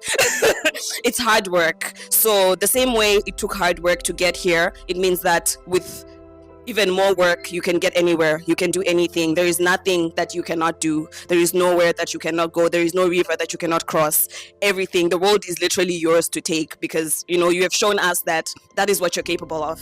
So as you go into this next chapter of your life, like Charlie said, you take the good lessons and the bad lessons, you take whatever this journey has taught you, and you just make something amazing out of that. Like, we know that you will. Like I said earlier, this is going to be the best anesthesiologist in the world. Mark it here at Sheraton Hotel, Cebu, Philippines. We have already said it, we have people from all over the world. We have JJ here. One day we'll meet who knows where. And it will be a completely different conversation, but we'll be remembering this moment here. So it's a really special moment, It shows that we can all do it because we've seen you do it. We are walking in your footsteps. Big footsteps. We're all like, can we do this? But, you continue. Not only do you inspire us, but you also always remind us that we can do it. Me, Gracie, and Charlie on Sundays will be in Starbucks. One person starts, I don't know if I can do this, guys. And then Gracie will be like, no, you can do it. You can do it. She's really the best in reminding everyone, you can do it. You're literally a genius. We should just write Dr. Grace Obuya Odero, you are literally a genius, because that's what she likes to say. So when you feel like you can't do it anymore, when you feel like, and even if you get stuck and you want her to explain a concept to you, she probably hasn't learned it like the previous year, because we're not all at the same level. Gracie is higher than me, than Charlie. So I'll ask Gracie something that she probably learned a year or 2 years ago, and then she'll explain it so like Doc today earlier when we were at the venue, and then Gracie's doctor that treated her with dengue. Let's put a pin on this. No, it has to be said. On top of all these things that Gracie has done, we all know that Gracie was sick with dengue just after completing her internship. And then as she was in the hospital, they gave her a pass to go and write an exam. And she was top of that. She passed it with flying colors from the hospital bed. So today when we met her doctor at the graduation venue, she was like, it's not stock knowledge, it's stocked knowledge. It's within her. So this is the same knowledge that she's going to use wherever she goes, to treat her patients, to teach people, because she can also teach. I've learned one or two things. Me and Charlie are always asking, like, can you teach us this? Okay, can you repeat it again? So anyway, that's just the type of person that she is to all of us. That's just one of the many lessons that we have learned. I feel like I was going somewhere else before I got into this dengue snag, but yeah, that's it. I wish you the best in all endeavors, in all your future endeavors. I believe in you. I know that you can do anything that you set your mind to. As you celebrate right now, know that you can do even bigger things. Because if this is what you could do when you were just in med school, imagine now you have the title of doctor already. What else can you do? What else is more? What else is out there for you? Everything. Like, the world is yours to take. You just be like, hi, my name is Dr. Grace Obuya, and I'm here to take the world. So that's all from me. Thank you. This one, breathe. You need to breathe. I'm just keep the tissues close by. Okay, so for those who don't know me, Humphrey Dave Odero. This is younger brother, the coolest younger brother ever. My speech might veer a bit off of the graduation, but it'll come back. Don't worry. One of my first few fond memories with Grace was, do you remember the time we tried cooking pancakes? And then it came out runny. Yeah. And then we had a runny stomach for almost like 3 days. Yeah. A lot of my very fond memories with Grace have been in the kitchen, funny enough. She used to come to knock on my door at like 3 a.m. We just go, she cooks as we're talking about life and different things. I tell her good night, I wish her success as she's reading, I help her if she needs anything. Especially during that COVID period, that was mainly during that time. And that's very much a core memory for me. I think about that anytime I miss her, which is like almost all the time. Another thing is, you remember when you used to go to school, and then, you remember that one time you went to school, then you came back, and on the wall I had painted, welcome back. Yeah, because I had missed her so much. And I was always so excited to hear, Grace is coming back. Yes, when is Grace coming back? When is Grace coming back?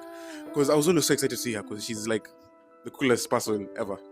I also remember her bringing me travel sweets whenever she also came from school. There was a lot of things she used to do for me. I can't really ever forget. And it's really formed a lot of who I am. I know I call you an original a lot of times, but I think I'm the unoriginal one because a lot of the things I am are from me trying to emulate you. And it's not really me living in your shadow, but it's more of you inspiring me. Like the compassion and love and strength I have right now is mainly because of you. You inspire me to keep pushing, always. And I don't think I'd be who I am if it weren't for you. In so many ways, in so many aspects. And I don't feel like I say it enough, but I love you so much. Yeah, I don't really think I would be who I was if it weren't for you.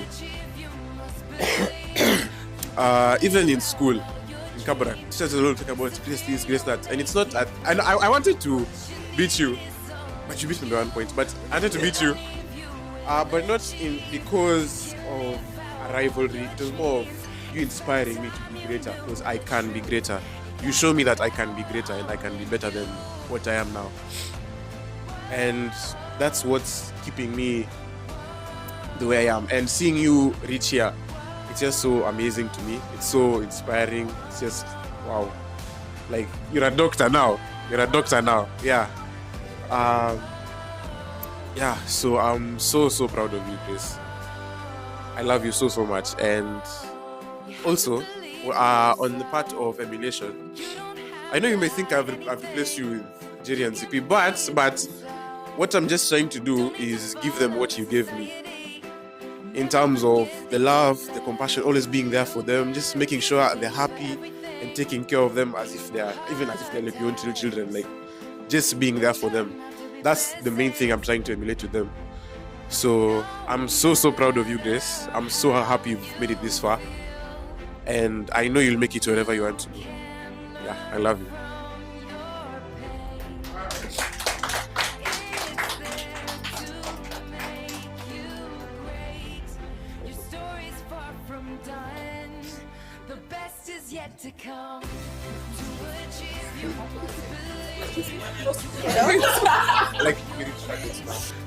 Hi, Grace. I'm actually very impressed, but I'm not surprised. Because I know whatever everyone here said is very true. First, to begin with, maybe let me start from when you were coming to Cebu. I was so emotional and I thought that you are too young to live by yourself in a foreign country.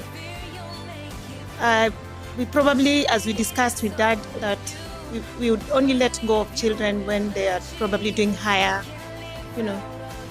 like beyond first degree. That's when we let you guys go out there and explore. But you proved us wrong, because we thought that when just right after high school you're still not very ready to be out there by yourself. But with all obvious reasons, you proved us wrong, and probably will not be telling everybody like that. When you're coming to Cebu, I felt like we were throwing you away. How was it was personally, I didn't want you to come here, but I saw the zeal in you, the want in you that you really wanted to come and do this. And then fast forward, COVID came, and you came back home, and classes continued, but because of difference in time, you could wake up, I don't know at what time. Was it 2 in the morning? And you could just hear her in class and, very concentrating, everybody's asleep. You're young, you're probably 18 and you're doing that, everybody's asleep. We wake up, Grace was in class 5 hours ago. I could see the amount of time, the amount of dedication you're putting into your studies. And I was like, wow, this is quite amazing. Personally, I was saying I cannot.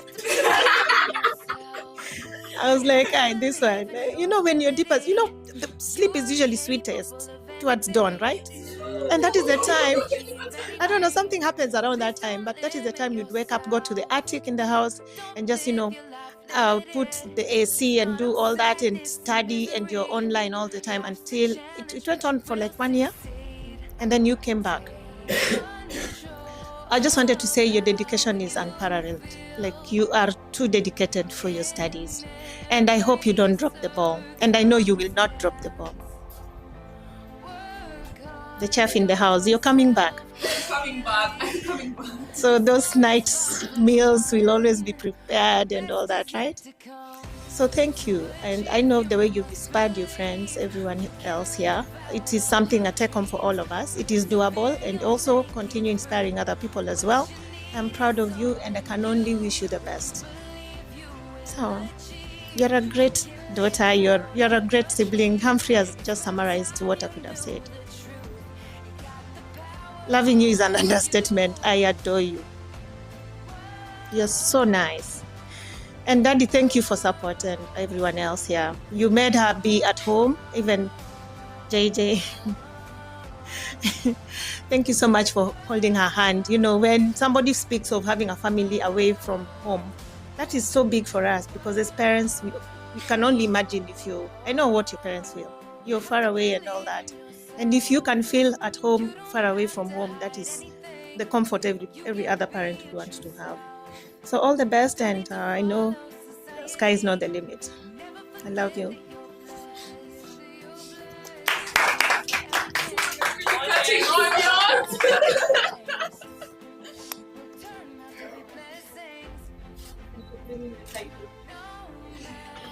You're back.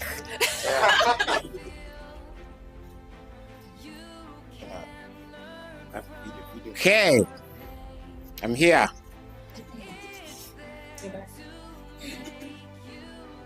First of all, I did not know this day will reach, but it is here.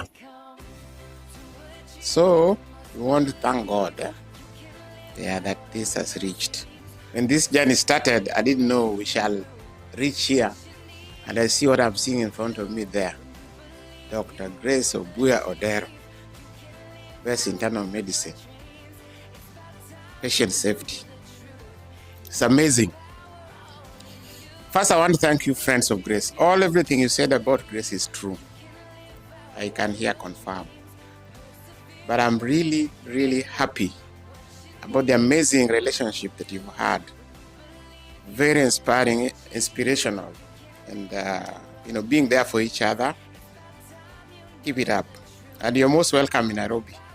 Okay? Anytime. Nairobi is a home for you anytime. Please, all the friends that have supported Grace, I feel very indebted to you. Yeah, it's very, very inspirational.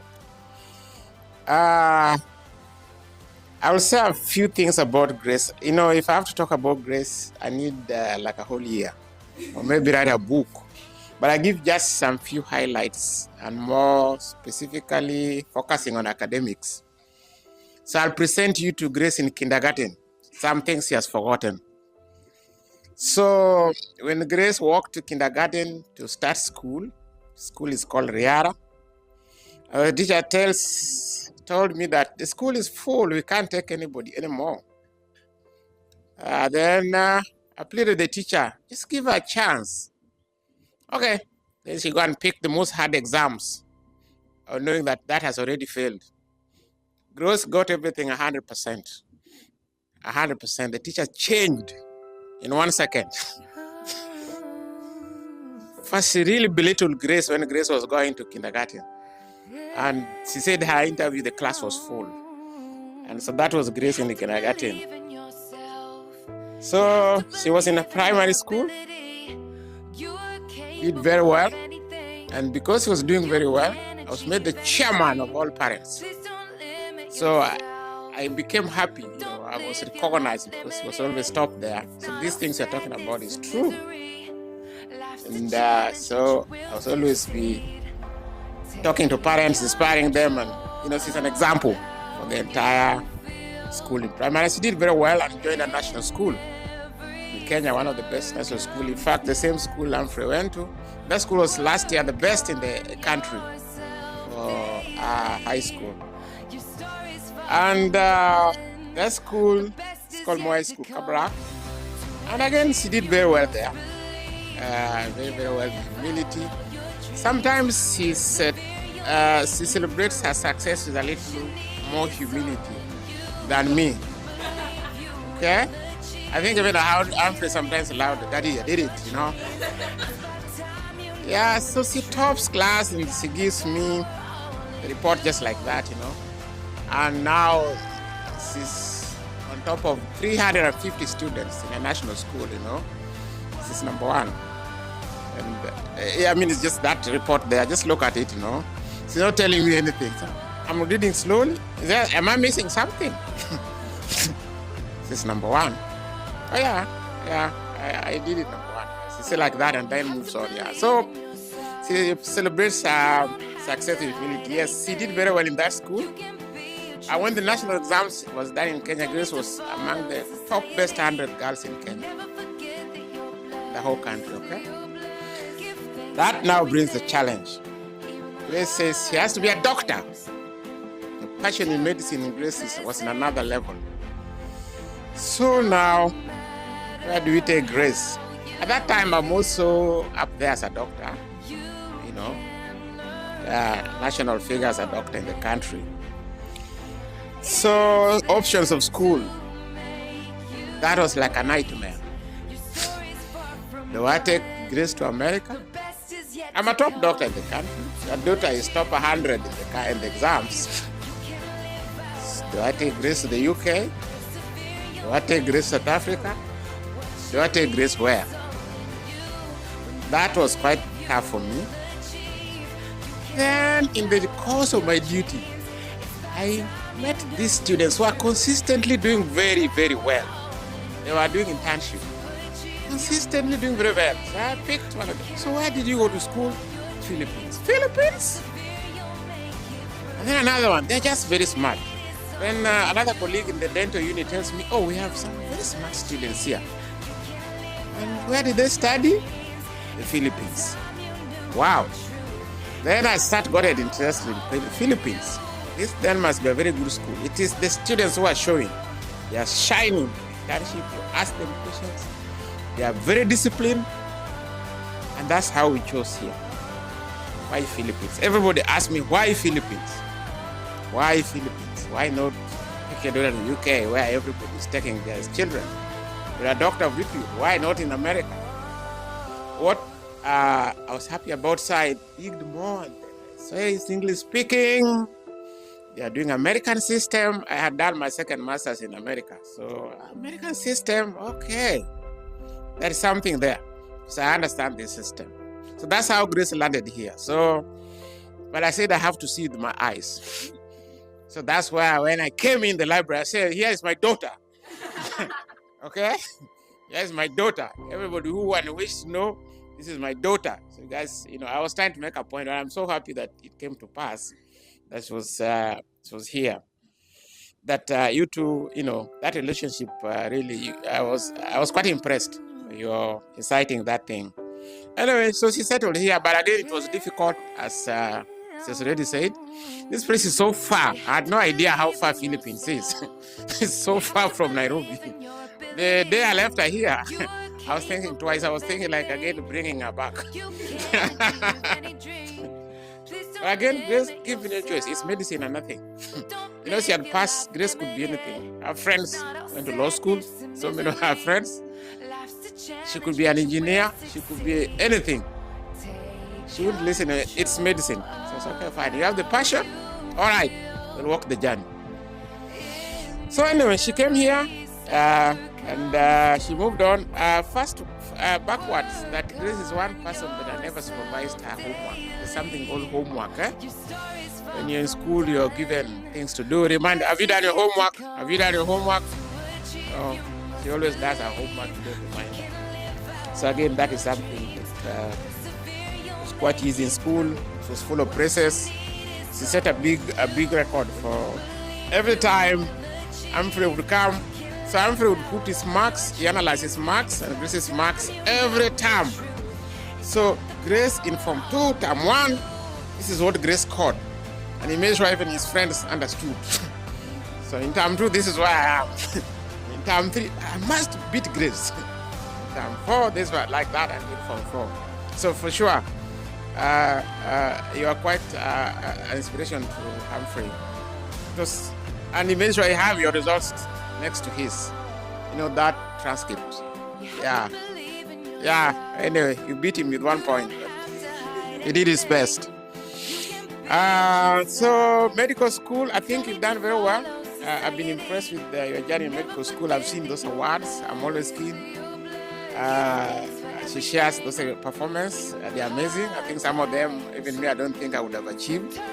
If I compare with my own performance, it has been amazing. She knows I'm very keen on results. After every exam, I need the results. Yeah, those has to be sent real time ASAP. Yeah, and they have not disappointed. So I think I know medical school is tough. Yeah, medical school staff.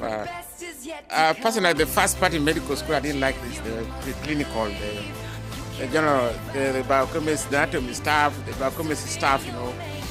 Yeah, I enjoyed the clinical years than the preclinical.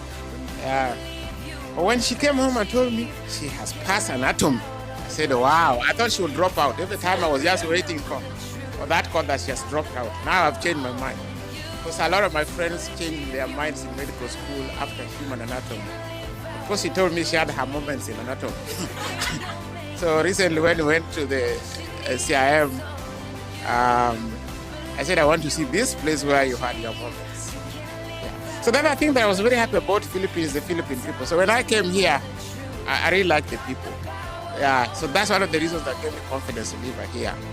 The people are really, really very nice. From the very first day I came here, the very first people I met, they're very nice, they're listening, they're not arrogant, they're willing to help. The integrity is very high. Yeah, so then that reflected to me the students also who came back home, had gone through the system. And for me that was a very big thing, that you are in a system where people are very loving.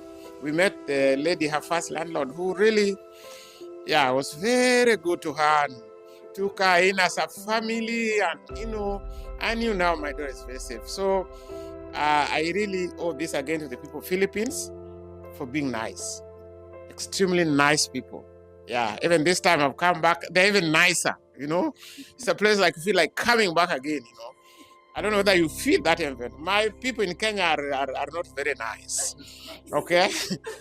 They are British or British colonized, and they still have that British hangover, and they feel, and they're just a little bit tougher, I know you want to visit Kenya, but prepare tough skin. Yeah, but I've liked that. So I think you're in a good environment. This is a very good environment to learn. And I also want to congratulate you for the focus, because Grace listens. You discuss something and she walks that journey. We have a plan and she follows the plan. We always have a plan and she sticks to the plan. And that makes it very easy, We have a plan, timeline, with a budget. And she sticks to the budget. And she sticks to the timeline. So as a parent, really, you feel okay, you feel good. Yeah, so now we are in our final step of USMLE 2. So now that is there now. She knows that has to be delivered. Yeah, I'm just waiting for October now. So it's no pressure, but we work with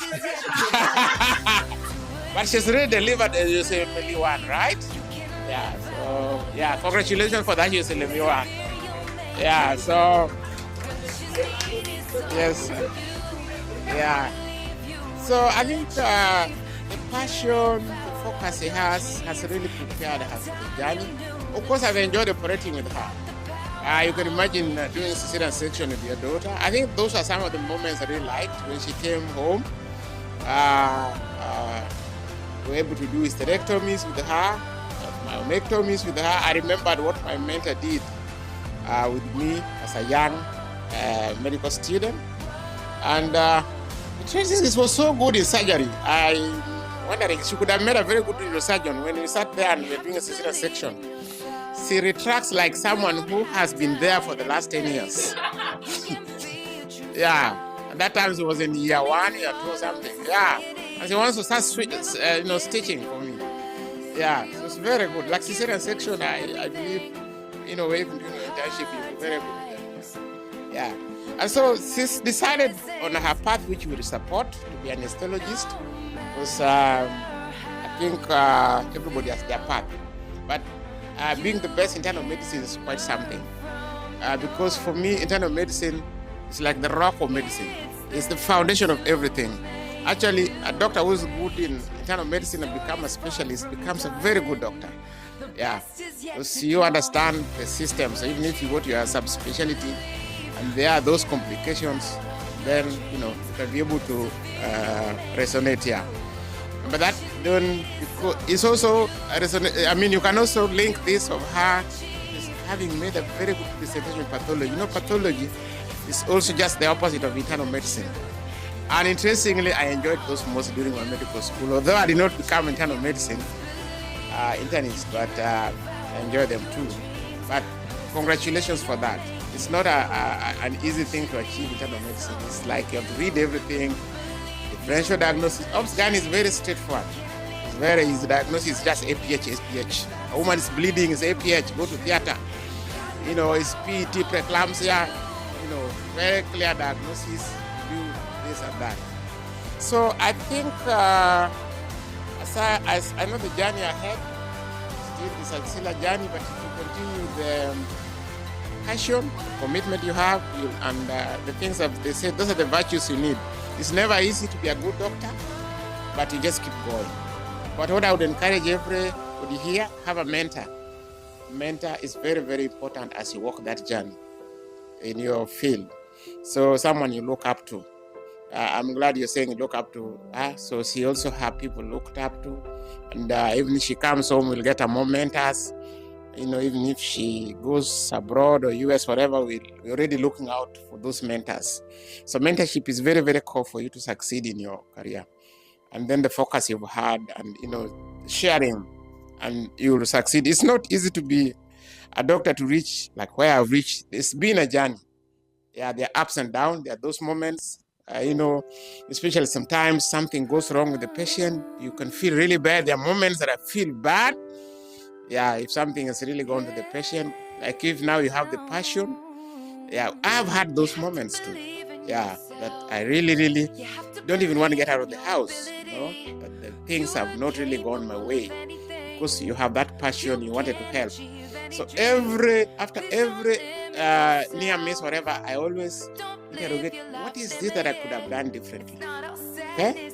After every case that is a near miss of the case, that's always have to look at yourself, interrogate, do CQ, root cause analysis, and make sure you know what could you do different and be a better person. And that also just even in life. Yeah, you always have to know what can I do differently to be a better person. So it's your moment. We are very happy. We're very proud of you. I can talk about you the whole time. I talk about you everywhere. Okay?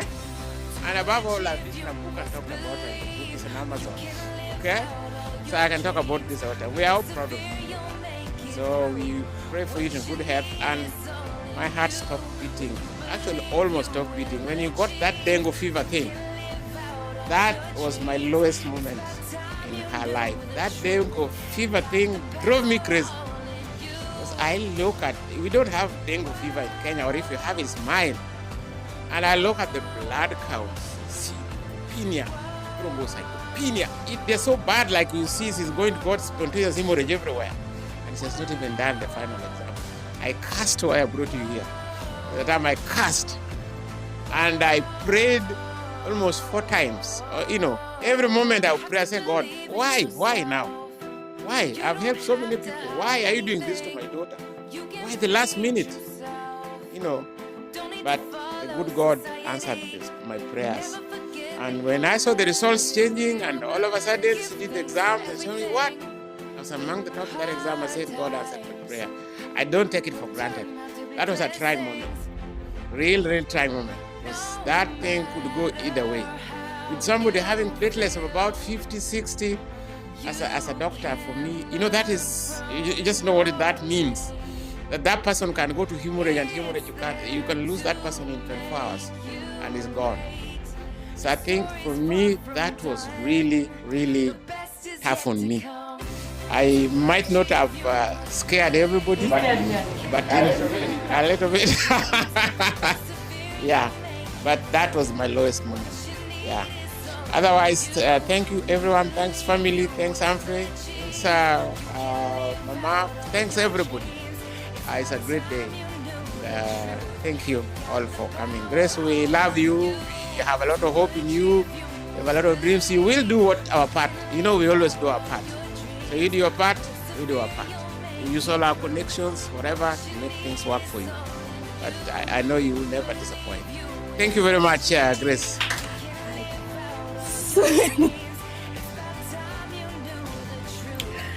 Okay, because I'm a bit emotional. I wrote a little just in case I forget. So, today is a day that I thought would never come. Of course, you join med school wanting to graduate, but then this day is very surreal to me because it's not easy. All of you who are in med school know or have seen me going through this have seen it's not easy. It's not easy for me to have been waking up at 2 a.m. and then going to sleep at 10 a.m. and then waking up again to do classes. It's not easy dragging Charlie and Shinga out of the house. Guys, let's go study. We have exam on Monday in Starbucks every day. But then here we are, and I'm so grateful for this opportunity. So I thank the Almighty for bringing us here because I'm blessed. I'm abundantly blessed because of all the things that I have been through to get here. First and foremost, I would love to thank my dad because all the sacrifices that he's given is what has brought me here. Of course, it's partly featuring my brains because what did we say? Outstanding clerk in internal medicine. But then a good 90% is my dad. For always expecting and celebrating my success, for always expecting excellence and celebrating it every single time.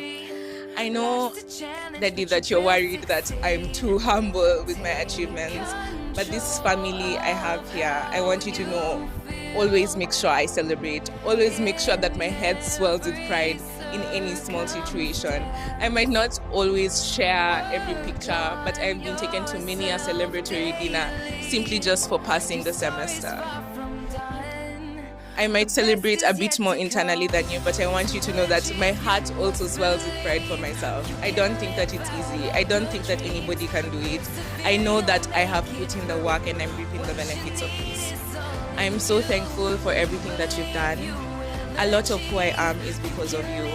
I see how you conduct yourself as a doctor, how you expect nothing but excellence from yourself, how you take time, you work hard, you know that nothing comes easy, and I only want to emulate that. I can only hope to be half the doctor that you are. The footsteps that I might have left here are big, but the ones you've left for me are bigger. I can only hope to make you as proud of me as I am of you being my father. I am not me without you, and I am so indebted to you. I'll never forget any of the sacrifices that you've made for me, and I want you to know that. I am so grateful that time that the COVID happened and we went home, you took me to the OR, because when COVID happened, it was a bit depressing because especially here in the Philippines, we were all stuck at home.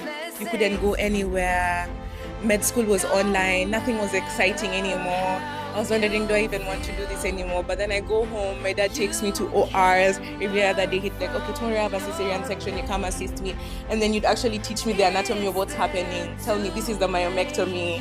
And even if I would not go into OB, you re-sparked my interest in medicine in a very trying time for the whole world. I'm so grateful for everything that you have done, and I will never forget. Always remember that this degree is for you. For my mom, I'm thankful for all the love that you've shown me. All the times that you check in on me, remind me that you love me, remind me that I can do it. All these little reminders may seem like they mean nothing, but sometimes they come when I'm there waiting for an exam the following day, can't sleep, and then you just tell me that you love me and you believe in me. And that makes all the difference. Thank you for supporting me, for always being there for me, for always listening. I'm so grateful for you opening up your arms and loving me as your daughter. I'll never forget that. For my friends,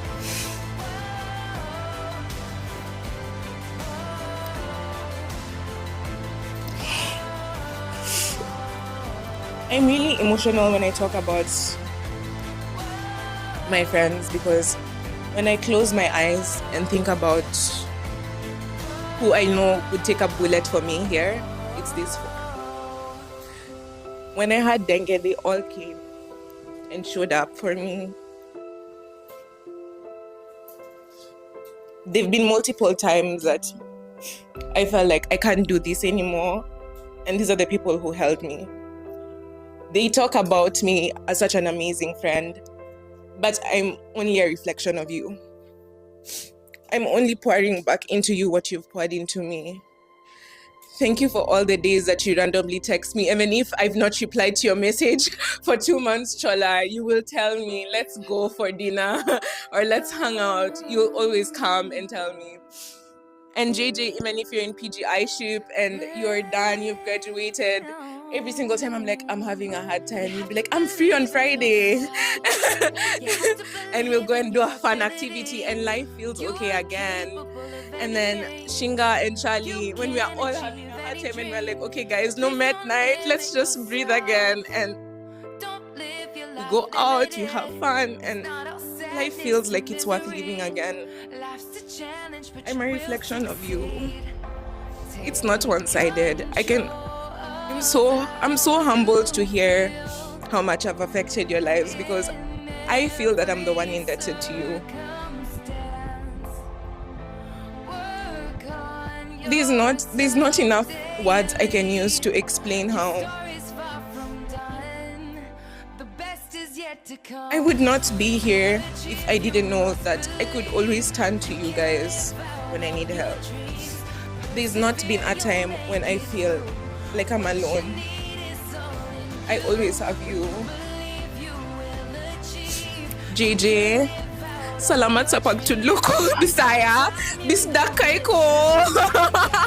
Surprise kayo akong parents. Ningan sila that dapat ko mo storya in Bisaya para makakita na that the people at home can see. What I'm saying is, JJ took his time in first year. Actually, I told you I learned Bisaya from listening, but 90% John Hudelia. Whenever I would see something and I don't understand, because here Bisaya is not taught in schools, right? It's just like Luo in Kenya, in Kisumu. Like people just know it, but no one really teaches it in school, right? So it's hard to it's not like Kiswahili, that's this Kiswahili Sanifu. So it's hard to know what's going on and everything. So every time I'd hear something, I'd be like, oh JJ, what's the difference between this and this? And he will send me a whole paragraph and I'm like, oh, that's how it's spoken. And in a year, I was just fluent in it, and he'd encourage me every day and every day. Another thank you to my father.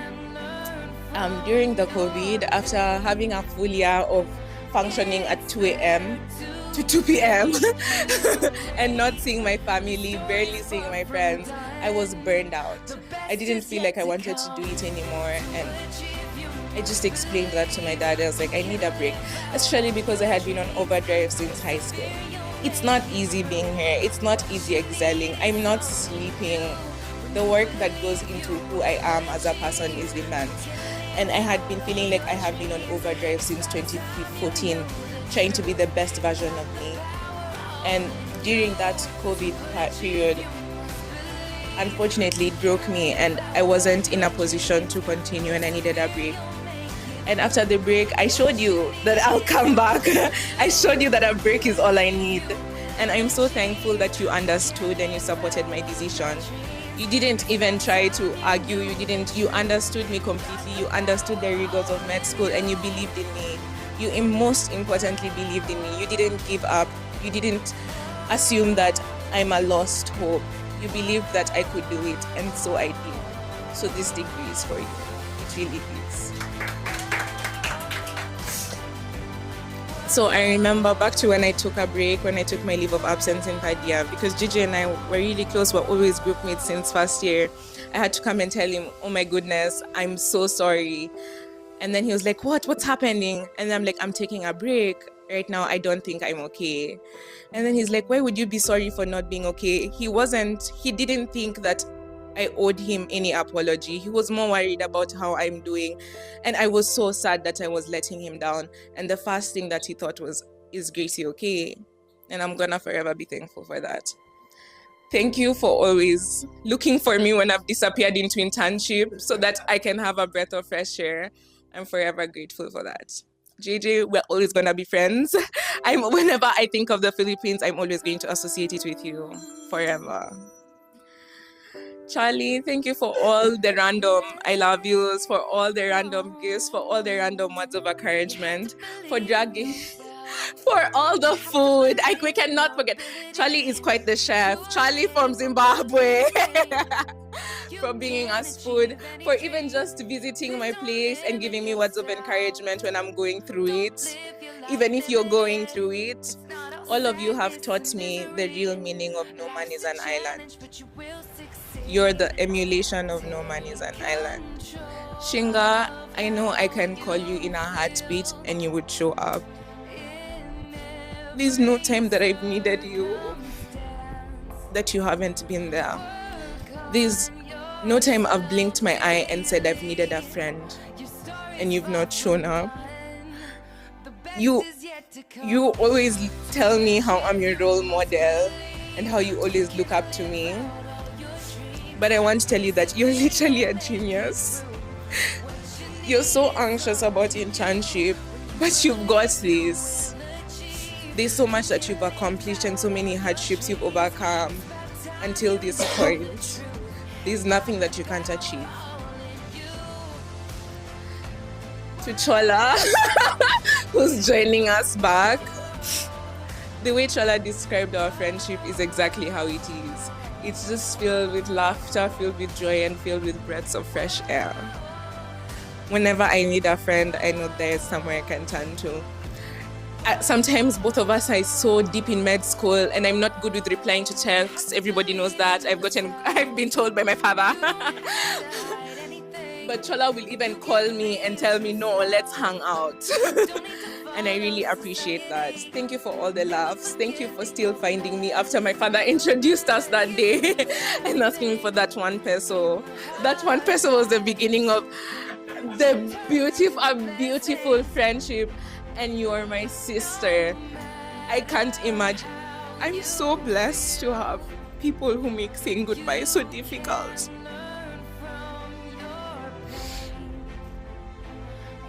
Thank you so much. To Humphrey. Humphrey and I are just 6 years apart. So that means we are kind of age mates, but I'm old enough to know when I need to protect him. And that's all I've been doing all his life. All I wish for Humphrey is the best. I'm so proud of the person that you've become. Every single time we interact, I'm so proud of everything that you do. I'm so proud that you went to engineering school and followed your passion. I'm so proud that you're always inspired to do better. I'm so proud of the loving, compassionate human being that you are. You credit that to me, but then it's all you. All I did was support you and love you. It was all in you.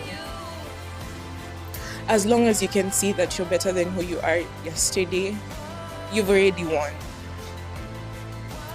I'm not who I was. I'm a better person. I've grown so much. I've gotten so many more values, and I've learned so much from you guys about what it means to love and what it means to be a friend.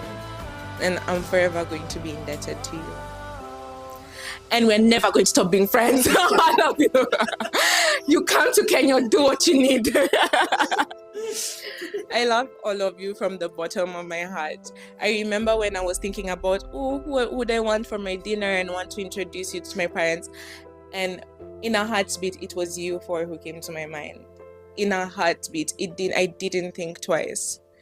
You've held my hand and made sure I don't fall down every single time. And I'm glad that I've been there to do the same to you. I would also finally like to thank CIM, my alma mater, for instilling the value of excellence in me. CIM is rigorous. Everyone who goes through it knows it, but it expects excellence. My alma mater expects excellence and has kept me on my toes. I have been taught that what I achieve is up to me. And I have taken that lesson, and every year I have strived to do better than I did last year. I have strived to be more excellent than I was last year. Thank you all for showing up for me. This has been a surreal experience that I didn't think I was going to be able to experience. Thank you for flying all the way here, dear family. I know it was not an easy feat. Thank you for showing up, guys. I love you all. And the person can finish cutting the onions now. Your story's far from done. The best is yet to come. To achieve, you must believe. You can live out all your dreams. Persevere, you'll make it through. What you need is all in you. When you believe, you will achieve. You can live out all your dreams. It's about time you knew the truth. You got the power all in you.